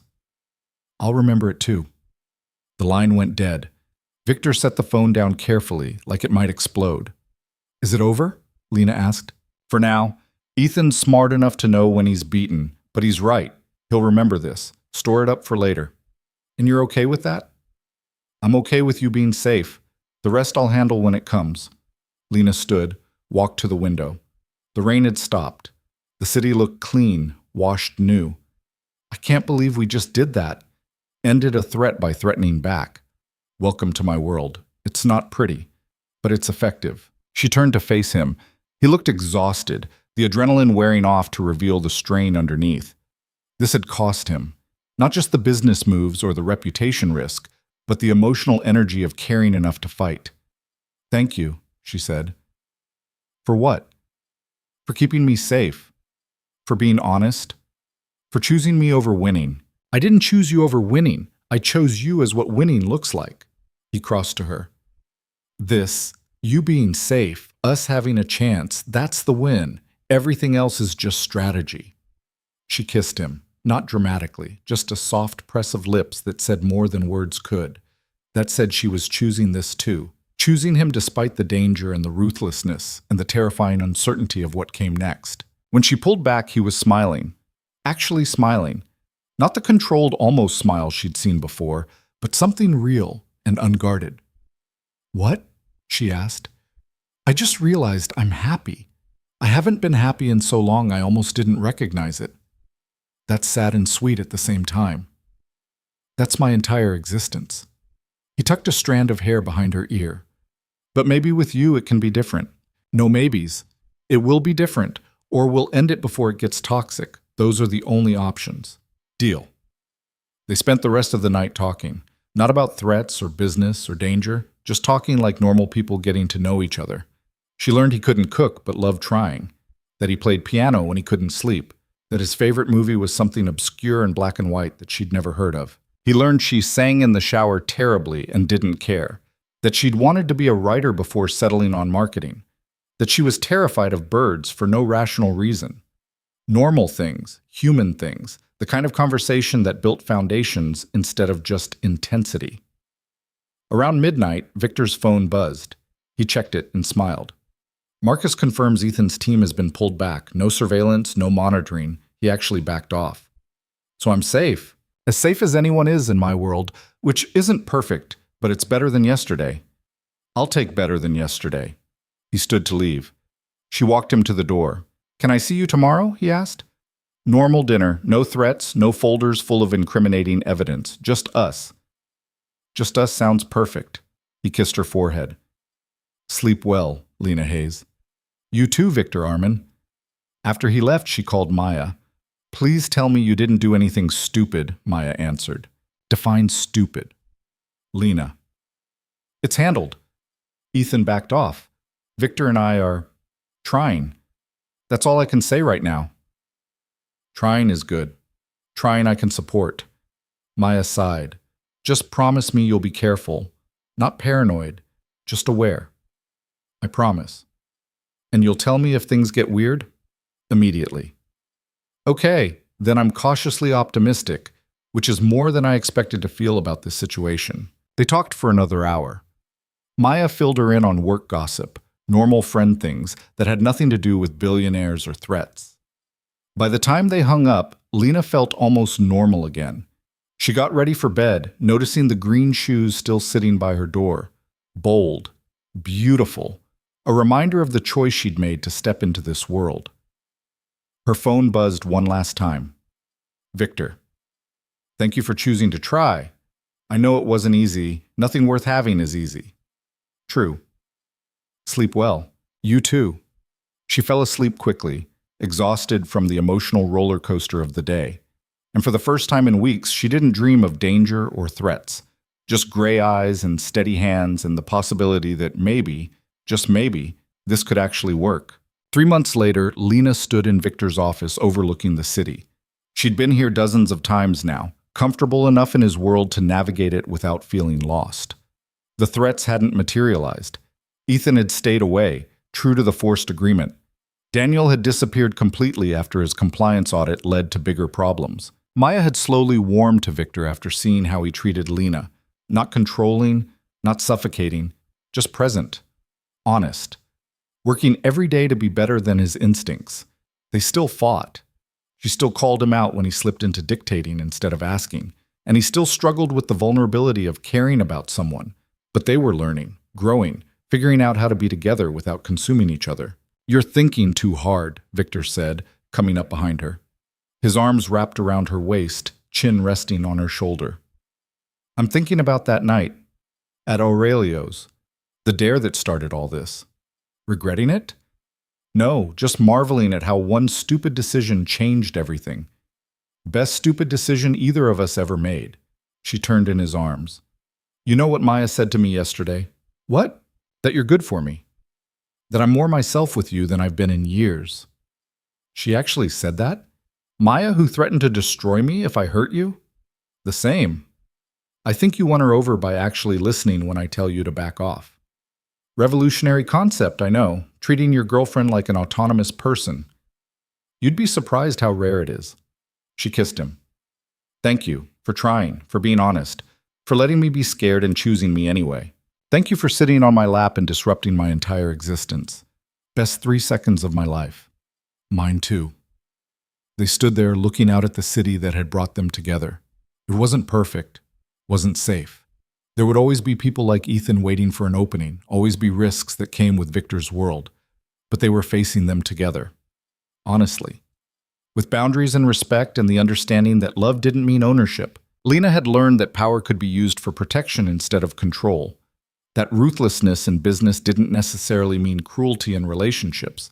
That the scariest people were sometimes the most honest. Victor had learned that vulnerability didn't equal weakness. That caring about someone made him stronger, not more fragile. That the walls he'd built to survive could come down for the right person without destroying him. Neither of them was perfect. Both carried damage from their pasts. But they were choosing each other anyway, every single day, with eyes wide open to the risks and rewards. And in the end, that was what made it real. Not the intensity or the danger or the dramatic beginning, but the daily choice to keep trying, to be honest when it was hard, to trust when instinct screamed to protect. That night they had dinner at Rosie's again, the same booth where Ethan had interrupted months ago. This time, nothing went wrong. No threats, no interruptions. Just two people talking and laughing and building something real from the rubble of everything that had come before. Maya joined them halfway through, sliding into the booth with wine and skepticism that had softened into acceptance. You two are disgustingly functional now, she announced. We try, Lena said. I mean it. I came here ready to hate watch this relationship implode. Instead, you're just normal. It's weird. We have our moments, Victor said. Last week, Lena threatened to move out because I tried to optimize her morning routine. You were trying to control my coffee-making process. I was offering efficiency suggestions. Same thing, Maya laughed. Okay, that's more like it. You're still crazy, just functional crazy instead of toxic crazy. They ate and drank and told stories. Normal friend things. Normal relationship things. The kind of mundane happiness that looked boring from the outside but felt revolutionary when you'd spent years thinking you didn't deserve it. Later, walking Lena home, Victor said quietly, "I never thought I could have this." "What?" "Normal. Someone who knows who I am and stays anyway. Someone who calls me out when I'm being terrible and believes me when I try to be better." "That's not normal. That's just baseline human decency." "In my world, it's revolutionary." She squeezed his hand. "Then maybe we need to expand your world." And they did. Slowly, carefully, building something new from the ruins of what they'd each survived. It wasn't perfect, wasn't a fairy tale, but it was real, honest, built on choice instead of need or fear or the desperate hope that love could fix everything. Lena learned she could be strong and still accept help, could demand respect without being alone, could take risks without losing herself. Victor learned he could be vulnerable without being destroyed, could care without controlling, could trust without being betrayed, because he'd chosen someone worthy of trust. They learned together that the boldest risks sometimes led to the strongest foundations, that honesty was harder than charm but lasted longer, that real love wasn't about grand gestures or perfect moments, but about showing up every day and choosing each other even when it was difficult. Years later, when people asked how they met, Lena would smile and say it started with a dare. 3 seconds that changed 2 lives. A reckless moment that taught them both what it meant to be brave. Not brave like fearless. Brave like scared and doing it anyway. Brave like admitting you're broken and trying to heal. Brave like building something new instead of hiding in what's safe. And standing in the quiet of a new morning, choosing each other fully, they proved that sometimes the most dangerous thing you can do is exactly what saves you. The end came not with drama, but with peace. The kind of peace that only exists after surviving storms together. After learning to communicate instead of control. After choosing honesty over comfort repeatedly until it became habit. Lena stood at the window of the apartment they now shared, watching the city wake up. Victor's arms wrapped around her from behind, and she leaned into him without hesitation. No fear. No doubt. Just trust earned through 1,000 small choices to be better than their worst instincts. "What are you thinking?" he asked. "That I'm glad I took that dare." Even knowing everything that came after. Especially knowing everything that came after. Because it taught me that I'm strong enough to demand what I deserve, and that sometimes the scariest people are the safest to love. He kissed her temple. "You taught me something too." "What's that?" "That power means nothing if you have nobody to share it with. That being invulnerable just means being alone. That the real risk isn't letting someone in, it's living your whole life without ever trying." They stood together as the sun rose over a city that had witnessed their collision and transformation. Neither perfect, both scarred, but choosing each other anyway with clear eyes and honest hearts. And in that choice, they found what they'd both been searching for all along. Not safety, not certainty, but something real enough to build on. Something worth the risk. Something that started with 3 seconds of reckless courage and became a lifetime of deliberate love. That was the lesson. That was the truth. Not that love conquers all or that the right person fixes everything, but that choosing someone, really choosing them, with honesty and boundaries and respect, was the bravest thing either of them had ever done. And it was enough. More than enough. It was everything.